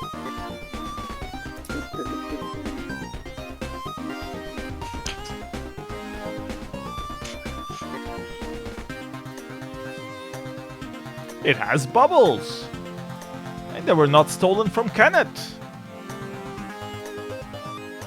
10 scene points to whoever catches that reference. At least Evil must know that reference. Do you know that reference, Truck and FRaNKy? I was, Finding Nemo? No. The bubbles that I remember the most were from Cortex. No, that's not the reference that I'm referencing. The bubble stolen from Kenneth was this big controversy, like 3-4 years ago, where the guy from what's his name? H2O used bubbles that were originally drawn by Kenneth on one of his images, and he decided to quit the demo scene from that scandal. He came back like 3 or 4 months afterwards, but it was like this big thing on the French demo scene. Someone is ripping each other's graphics with bubbles, like a small little bubble that was like in a corner of an image. No one really gave a fuck, but he's copying stuff. It's illegal. He didn't give credit. Ils ont volé mes boules. No way, mes poubelles got stolen. Oh my god. So yes, was basically everything. But like when you're putting Demoscene over a bubble being stolen. Well, he came back eventually, so Good. Like yes. Was this all in French? This controversy. no, it was in English, but it was mostly on Poet, and you don't go to Poet, so that explains why you didn't. Yes. Okay. Yes. This is the type of shit that comes out of Poet. You need to get your soap operas from somewhere. Anyways, let's take a look. It's much better. It also has a lot of soap opera, that's true. I actually explained wrestling to a guy last week, and he says, "Why do you watch it? It's soap opera for like men." Yeah, who like to see aggression being portrayed on screen. No, it's like. It's weird to explain what wrestling is, actually, like pro wrestling. And even the pro wrestling part is a bit weird, because it's not really pro as in they're like well, they are professionals. They are professional. It's more like acting wrestling than actually pro wrestling. They're professional. Professional actors professional of wrestling. Athletes. No, they're professional athletes because they're not actors. The majority of them. Athletes. The majority of them cannot speak on a mic. When you find somebody that can, like Jake the Snake Roberts or Randy Stone Savage, Cold, Warrior. Randy Savage, They Warrior, become really big. The Rock. Then yes, if they can do both, then yes, they. But like, I mean, Hulk Hogan couldn't. He just rephrased. He did catchphrases all the time. Warrior, he couldn't either. But if you go back. Warrior was awesome. He started talking and everyone was just hearing, what the hell is this guy talking about? He's just talking random shit. Like, it was like empowering his speech. Warrior was standing there breathing, and Hulk Hogan used the word brother and Hulkamaniacs every 3 words. Yes. But if you watch Randy Savage, he just amazing in that he was completely off his gourd, but on point. And then you compare that with, compare how the delivery of The Rock and Stone Cold and Randy Savage as out there in your face and just coming straight at you versus Jake the Snake, who was just silent and subdued, and he only raised his voice. But that's when different he needed styles. To make a point.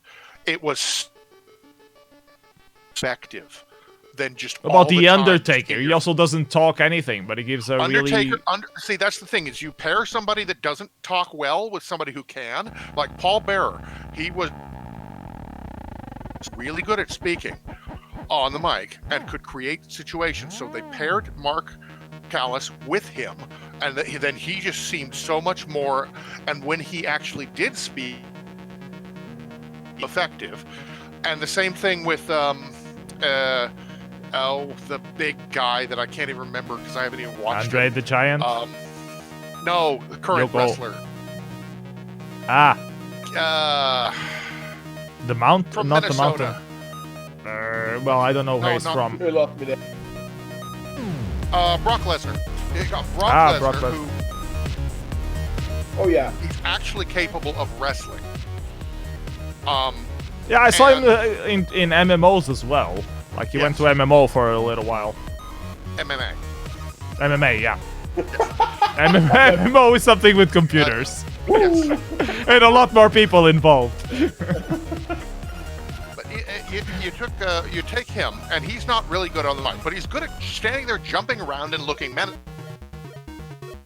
with I can't remember what his current name is, but the guy that the promoter of ECW and Paul E. Dangerous.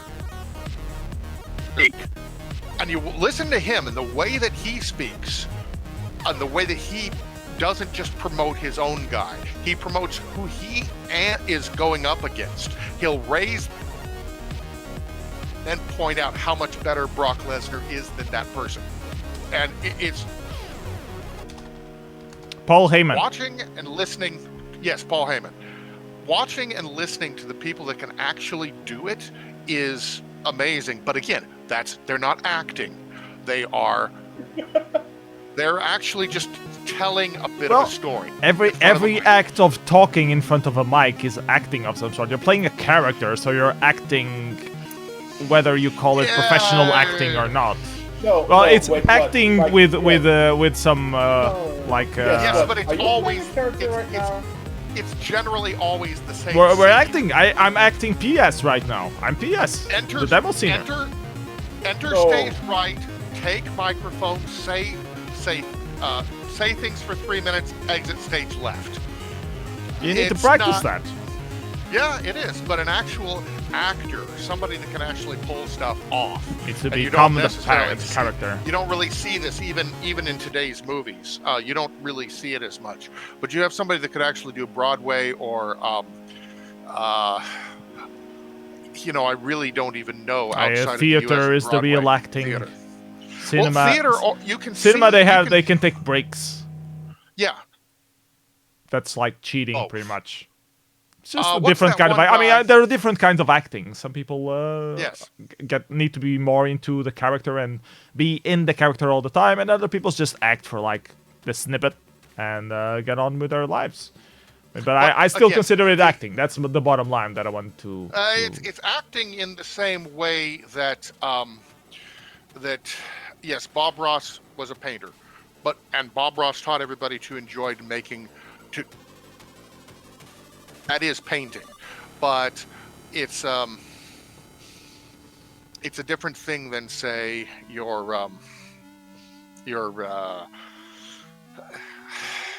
this is a bad analogy because I keep thinking of all these different painters that I enjoy that aren't really the Bob Ross. Their techniques. Well, they're not necessarily that much. What's the French fellow that used the little pointillist things? I can't pronounce his name. Begins with an M. Marguerite or something like that? I don't know. Yeah, anyway, that technique is really, really interesting. Monet? Is it Monet? Could have been, but I don't think so. I think Monet had a different one. Anyway, point is, yes, you're right, it is acting, but it's a different level of acting than the expressive and emoting that can happen in a big production, either in a movie we agree. or... Evil is asking if it's Matisse. Maybe it's Matisse. Yes, Matisse. Thank you. Okay.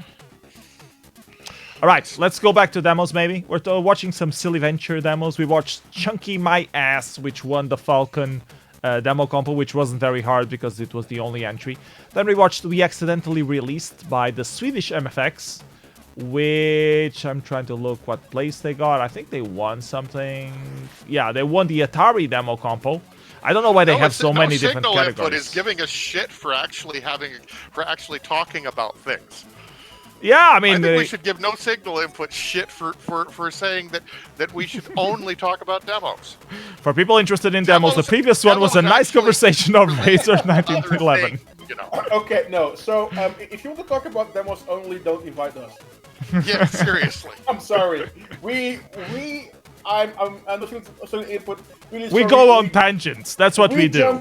We jump up and down. So I would like to talk about Noel Phillips, who does pretty awesome airline reviews. So I'm sorry, Frank. You phased out there for a minute. You put a picture up, and then you said you'd like to talk about, and the name cut out.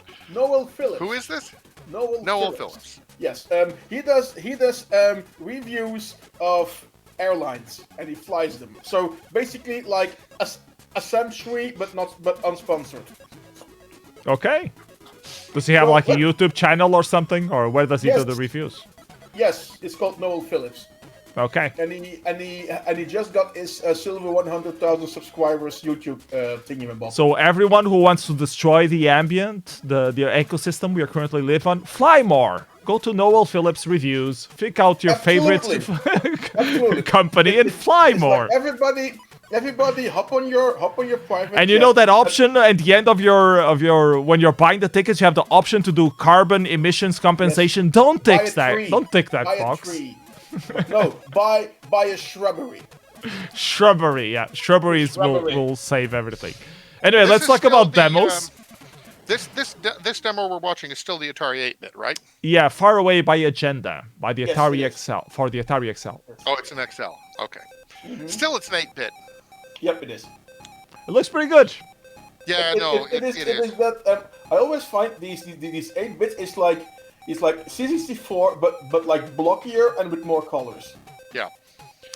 There's and one also the Atari Pokey 8-bit demo is a very interesting sound chip. It sounds, it's like a AY chip that doesn't have that upper tinny crap that I hate.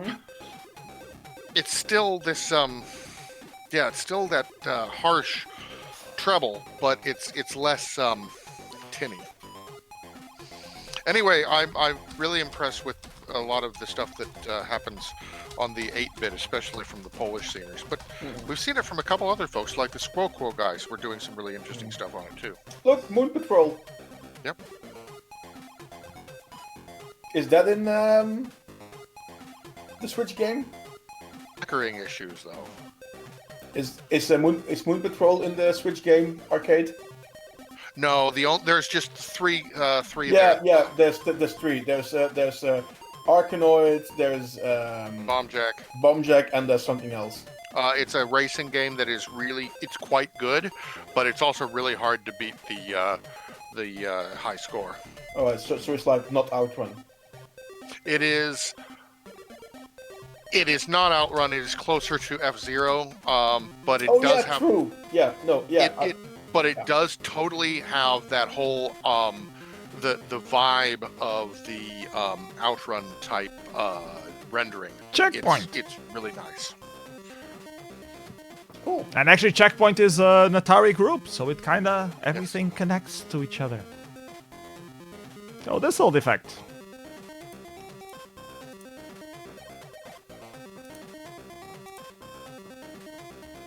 Nothing wrong with some like rotating cities.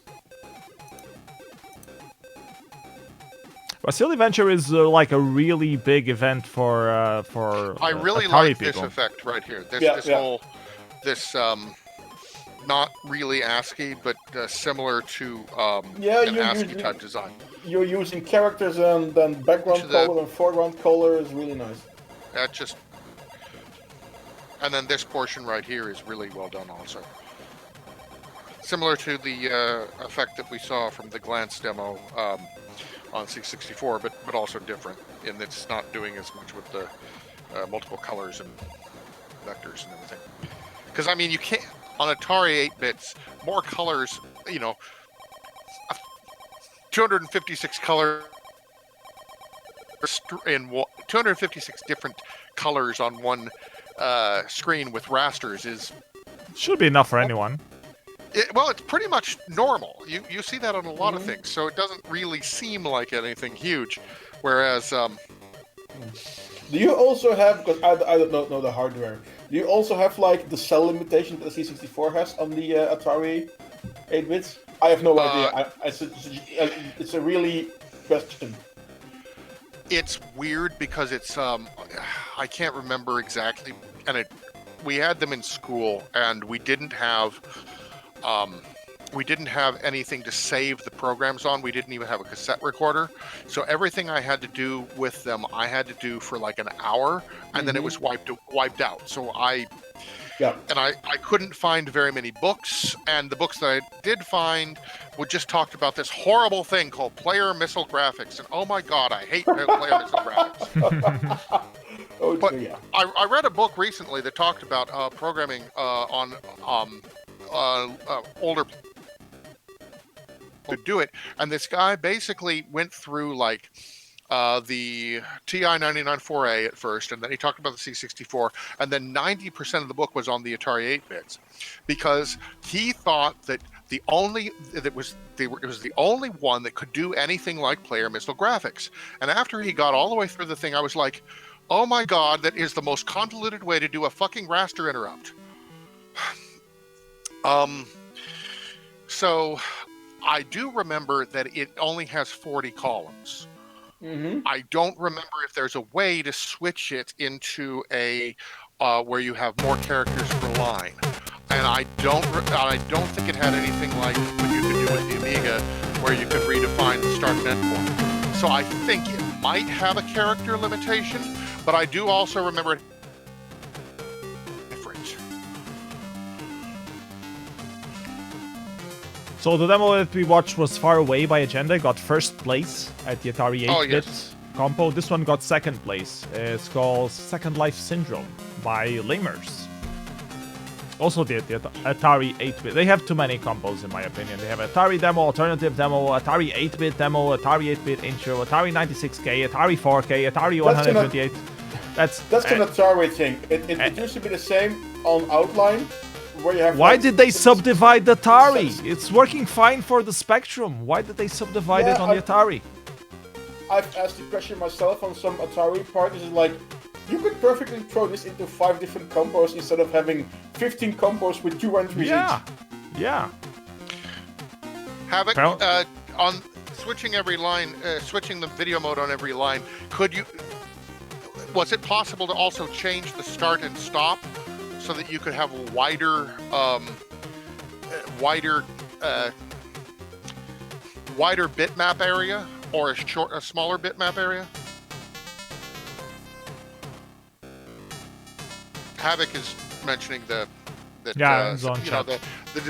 design team from the Amiga was also the same people as the Atari 8-bit, which is true. Which is actually part of the reason why the Amiga hardware was so well done, that it was actually different from the C64. The C64 later versions were using the TED chip and so forth, the +4 and the C16, which are interesting machines, but they're,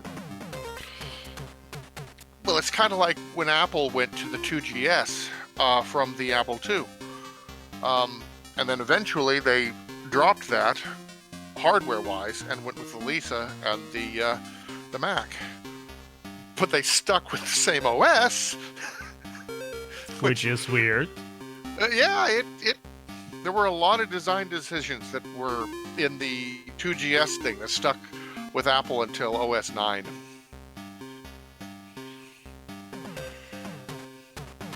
Oh, free falling through a world of cubes.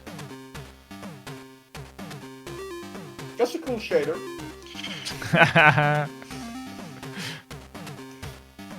I would actually prefer it if it was not moving quite so fast.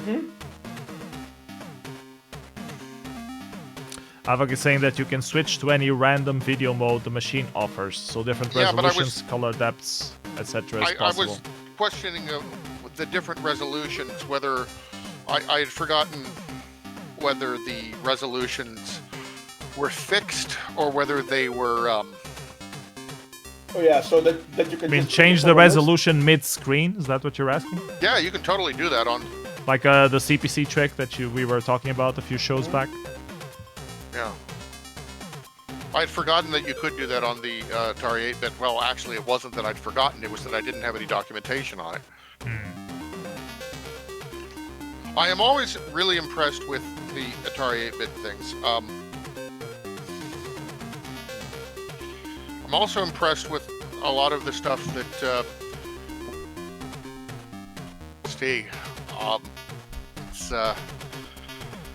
I just don't care for when they do the same thing over and over.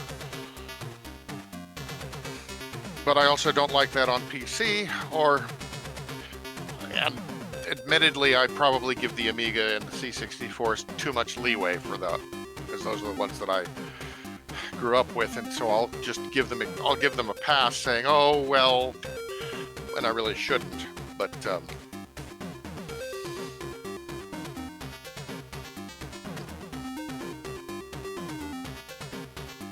I'm really impressed with the quality of the stuff at Silly Venture. Like, I was checking from a few years back, and Silly Venture already has quite a few years of legacy. I think it started in... The first one was in 2000. Then they took like a little break. They came back in 2010. And then they've been doing it every year since then. And it's becoming like one of the biggest Atari demo parties out there. Okay, so Havoc is saying that they can have various widths from 32 to 384 pixels wide per line, which that's being able to do that. So could you, if you would compare it to X Party for the 64, where would you put Silly Venture then? Oh, Silly Venture is totally X. Yeah, that's my idea as well. It's like it's the X for the Atari scene.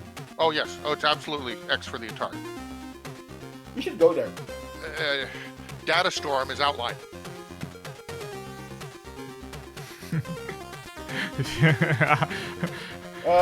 I got the analogy. I'm not sure if everyone on the chat did. Like, they're smaller and cozier. One focuses more on the... But yeah.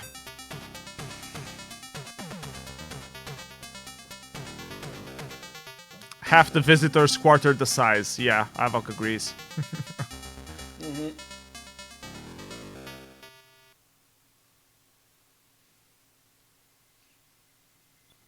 Well, if there's an outside with beer, I'm up for that.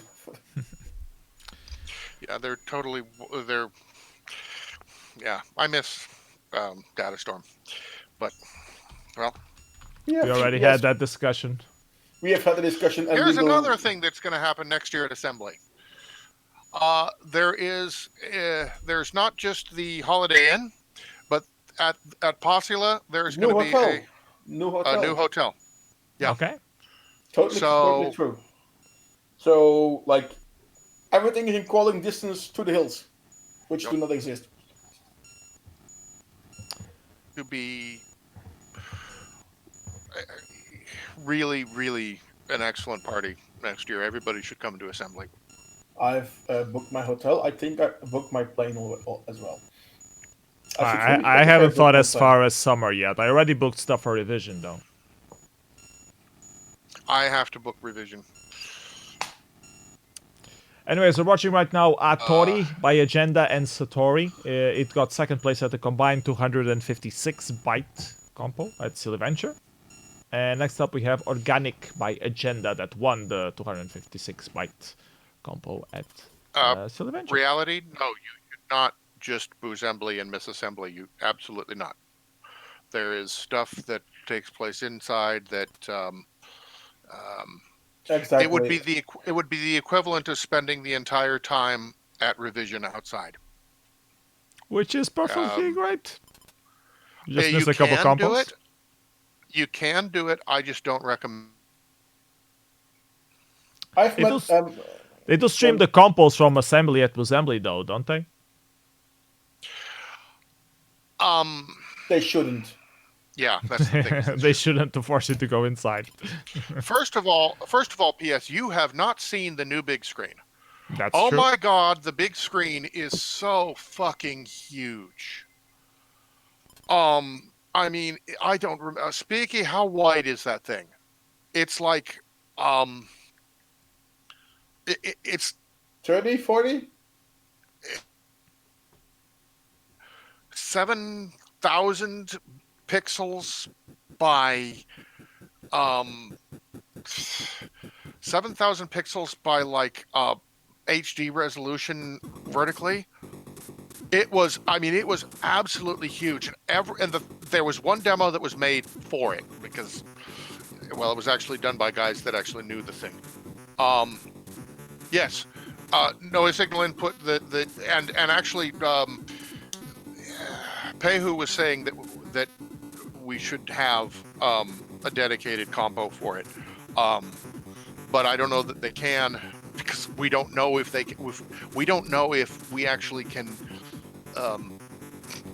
we don't know what the projector is capable of doing. We don't know that we can actually get those No, specs. well, But if we do, be able to get the first. In the end, the Holly AV team says our output is this by this. yes, but And the then question, and then how they put it on the screen with how many projectors that they do it with splitters or muxers or whatever the hell. Like our native resolution is yay by yay. That's it. We work with that. right? I like this train bit here. Yeah, this is really good. VCS, right? Yes. Yeah, for the Yeah. VCS. Yeah, there was one entry screens. It was a video, and that's the thing, is that you might end up, and there might just end up being. We would like it to be a demo compo rather than a video thing, because I don't know, somebody's gonna enter Bad Apple. Just Oh no, they totally should. no, they should. They should instead. They should enter Seika. Oh, this is links. Cool. Yep. It's got third place on the respective compo. It's actually called a handheld demo combo because the Lynx is handheld. Yes. It was in the wild it was in the wild thing, as I recall, Macron. All I know is when I saw that on that big screen, it was like, holy shit, this is amazing. So yes, you absolutely have to go inside to see the demos. And really, if it's an issue to like being able to get in, or because of a financial thing, talk to people. Yeah, old school tickets are usually available. There are, and even if that's an issue, talk to people. That's all I'm saying. And talk to multiple people. Don't just go to one. Yeah. I got sick a number of years ago of getting hit up by everybody, but of course. I know that one year I came home with like 7-8 day tickets left in my pocket that I couldn't give to people. The other thing is that also, if you're asking people, if we've only got a day ticket, that's what we get, is day tickets. We do not get 3-day tickets for you that we can just let everybody inside.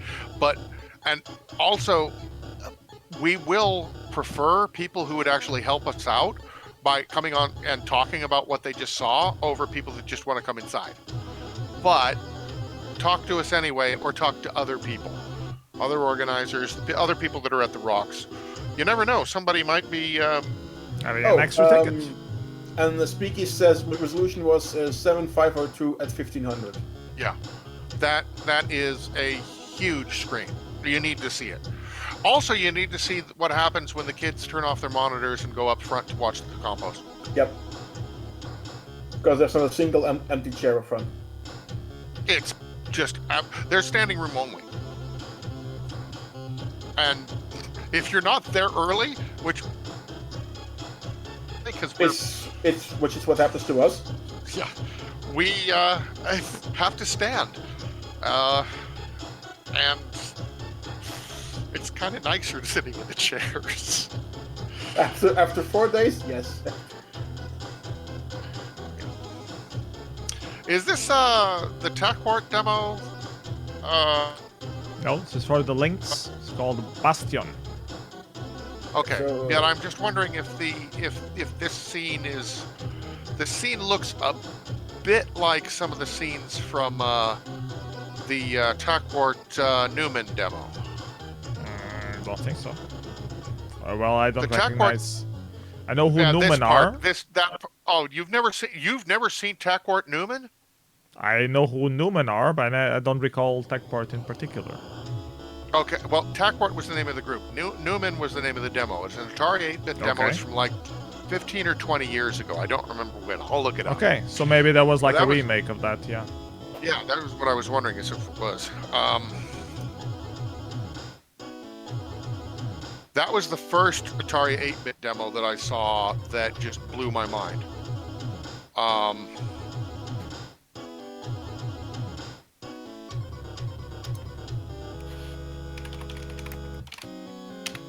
It's a pretty big demo.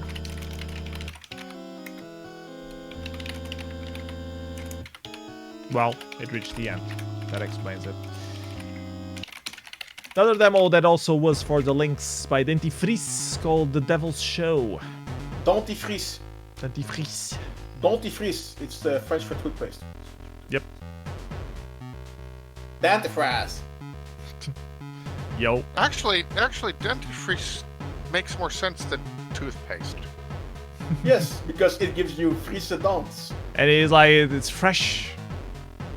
Yes. I like the It's design in actually this there. one. Yeah. Reminds me of the Aphex Twin thing. But with more animals, clearly.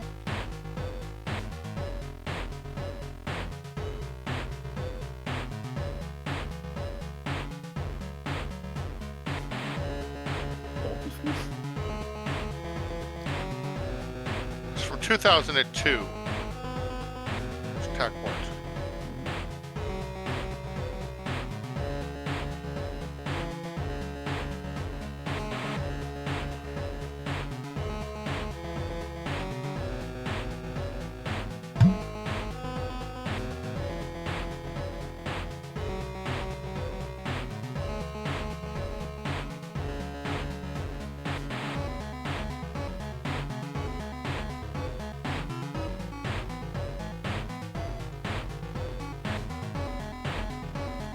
You know what's a good demo when we shut up?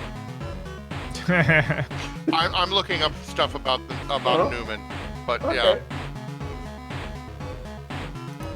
But yeah, I mean- I will. I wonder how this runs under Mednafen. Since I don't actually have a Lynx, I wouldn't mind getting one, but Oh. It transmorphed into a demon. They transmogrified.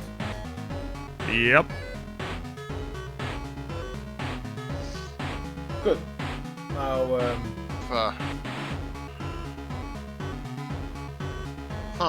This reminds me of a certain Demons of Forever thing.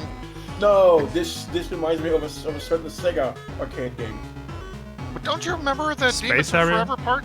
That Yes, I mean, it Space had the. Harrier. But don't you remember the part in Demons of Forever that had the No. the? No, I don't. Re-indexing, you know? Sorry. No. Oh, okay. Evil is saying Dr. Mabuse. Yes, Dr. Goose. Abok is saying that this actually is a remake of a classic Atari ST Cracktro called Pupul, apparently. Okay. Yeah, Pupul intro by Equinox from '89.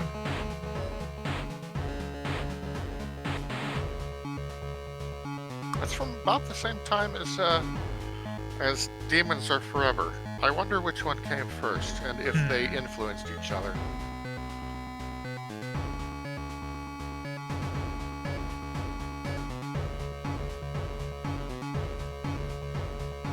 Evil is saying that the original is on Amiga, but Evil might be biased because he always talks shit about Atari. Yes, that, I like the music as a Belgian. Thanks for watching The Devil's Show. yeah. Equinox intro inspired by the DOC intro, yeah. So this one, the handheld compo at Silly Venture. Yeah. Next, You don't do the same, Havoc. You tweak it and make it your own, especially if you're switching platforms anyway. next up we have Fake No Morph by Mystic Bites. This had better be a good Falcon demo. I'm just gonna say, the Falcon is an incredible machine. I hate when people do demos on it that don't take advantage of it. We had a show, I think probably 1 or 2 years ago, where he had an Atari guy here talking about the Falcon stuff, and he mentioned that there was like the DSP that was completely unexplored. Or well, it was sort of used for some stuff, but it was still not very well documented, and not very people used it for demo things. and that it could still be abused for a lot of Havoc stuff. and I would both disagree because we both know somebody that really, really knew that well, and that individual also is really good at explaining things. So I think it was just, but yeah, that individual also hasn't been doing anything on Atari lately. I don't know, Havoc can say what he's been doing, but anyway, this doesn't look bad. But yeah, the DSP made the Falcon potential increase. Potentially, it's the same type of thing as the blitter for the Amiga 500 versus the original Atari ST. It gave that much boost. I've seen some demos where the Alok is saying that the DSP is hardly unexplored, just very different from regular 68K or even i86. Yep. It just took a different type of thinking, which, yeah, if it's the same type of thing as if you're trying to do. Yeah, most people just don't go there. They're used. Yeah. They're used to the other architectures. They're used to the procedural type thing. When I first started trying to do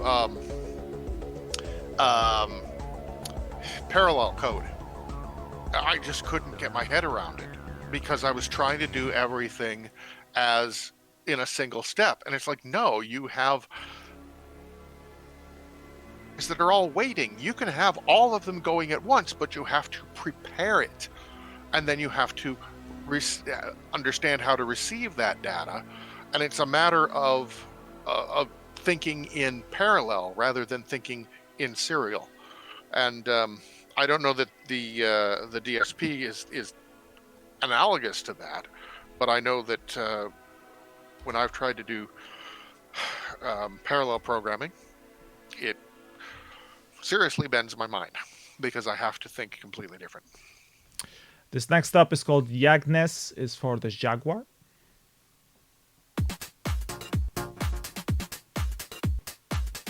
La Résistance. Hey, Ham. Hey, Ham. Yeah, you're late. We're almost ending the show. Actually, you know, there was a Spanish demo party that same weekend. Yes, there was. There was. There's a demo you should show from it. The invite from that also. I don't know of any of the productions from it because I didn't check, but the invitation by Skynet was pretty good. The invitation was really good. Look, it's a Jaguar. Capacitor party. With the Jaguar SD on top of it, which is hard to get to work.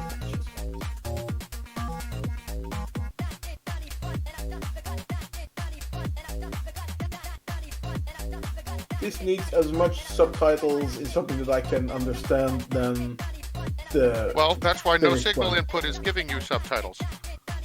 Yeah, but I'm watching one screen and not the other one.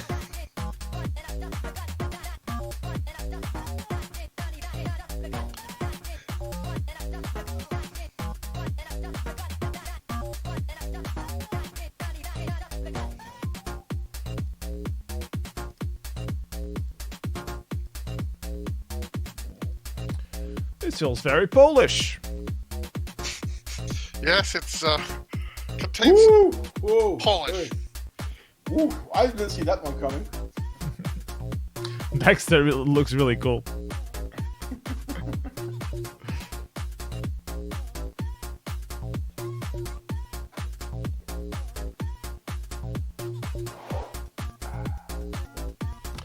Okay, last time we had to watch from Sylventure is actually a Wild. It's by No Signal there on the chat. By Tristesse, it's called We Have Lost the Party.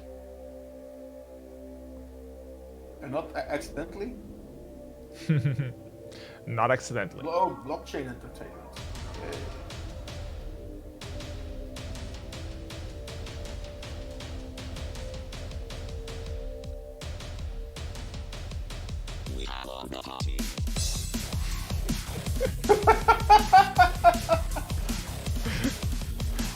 Okay, I can dig this humor.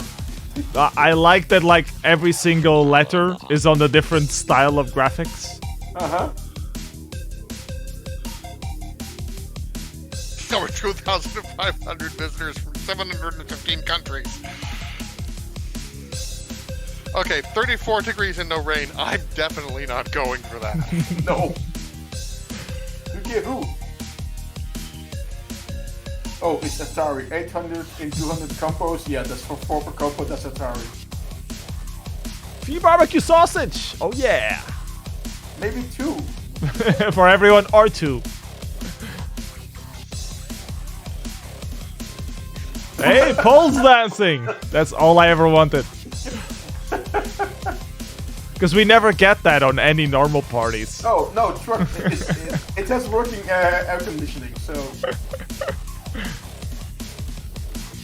Oh, early July in Poland. Oh, that might actually work somewhere. It's good that there are more parties in Poland, though, with the River Wash ending. It's good that there are like some follow-ups. And Silesia kind of rebranding itself. Then again, I do remember when Silesia took place and they forgot to book the venue. That sounds like under construction. Anyways, this is the demo that Truck wanted us to show. Actually, you probably want to show also Ham's intro from the Amiga. Yes. But this was an entry released at Capacitor, which was also 1 to 3 of November, the same dates as Alchemy, apparently, not Alchemy, and Inertia and Syntax Demo Party. And this is the last demo we have to show you guys today, so I'm going to wrap up the show while we watch this. Thank you, everyone who showed up, you guys on the chat. Of course, FRaNKy and Truck helped me commentate here. Suffering the hangover from the Christmas holidays. Do you want to say something, Truck? Yes, I want to mention to Ham. Ham, tell the guys behind this party that if they announce it earlier, that we can book tickets. Yeah, people can show up. Then I don't get as pissed with PS and the Portuguese guys for making their party earlier in the year, because November is really good for us in Finland to get out the Mediterranean. Go to the Iberian Peninsula. Yes. Anyways, thank you also for the Patreon supporters.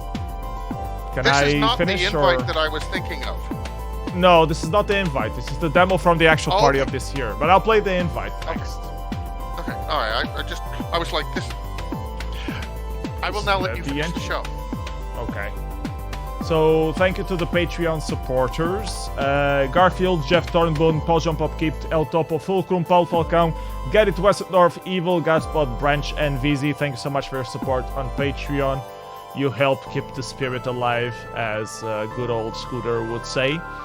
We're gonna play the invitation for this Capacitor intro, and Capacitor Party is like more retro-oriented, more for old machines, not really PC, but they do have PC compo. This one, the PC compo, there. And this is the invitation made by Skynet, which was pretty cool. When we were doing the countdown at the Inertia Demo Party, I was playing like one demo every day, a random demo, and one of them was this one in particular. Just a shout out to nuestros hermanos for keeping the Spanish demo scene a little bit alive. Good.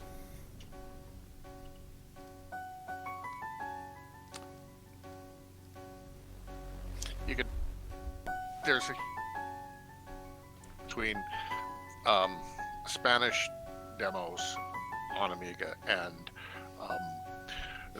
demos further north. I really like the Spanish style. It's and actually, as you go north, you can see kind of a gradient of how things go. Because I mean, sometimes the guys that are in Scarla are doing more. Jesus Christ, Motocross felt a lot more like closer to the Spanish style. Oh yes, it did. There's mixing, of course, but yeah, it's great. Guys, still making demos. Of course, you know, I said this to the guys it was in Concrete, right? Showed up at Revision last year. We were talking about the early days, and and Astrayak was there, and I can't pronounce his nick, and I apologized that to him directly because I still can't pronounce it. Yes, he's there and he's pronouncing it to me, and I still can't pronounce it right. Anyway, we were talking about the early days, and we were both talking about Troglobite. And so there aren't that many people that from back in the day that thought that Troglobite was particularly good because he wasn't from the north, and a lot of people didn't see the Spanish demo. I loved all the Troglobite demos. I always tried to spread those as much as I could.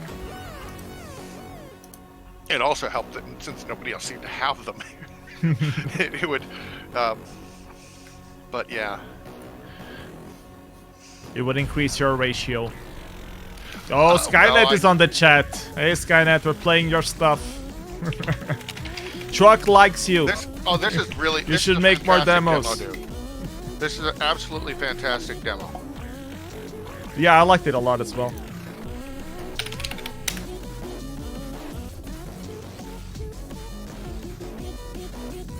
Of course, I would, with the message in it, it's... Be a senior. But yes, Skynet, please get the invite out earlier next year so that we can book tickets and show up. I'm trying very hard to say that you say that to everyone, Truck. But you pretty much do. Well, yes, we need to be able to plan at least 3-4 months up ahead. Yeah. Hopefully, 6 months is better. Or 9. Anyways, that's it for today's show and for this year.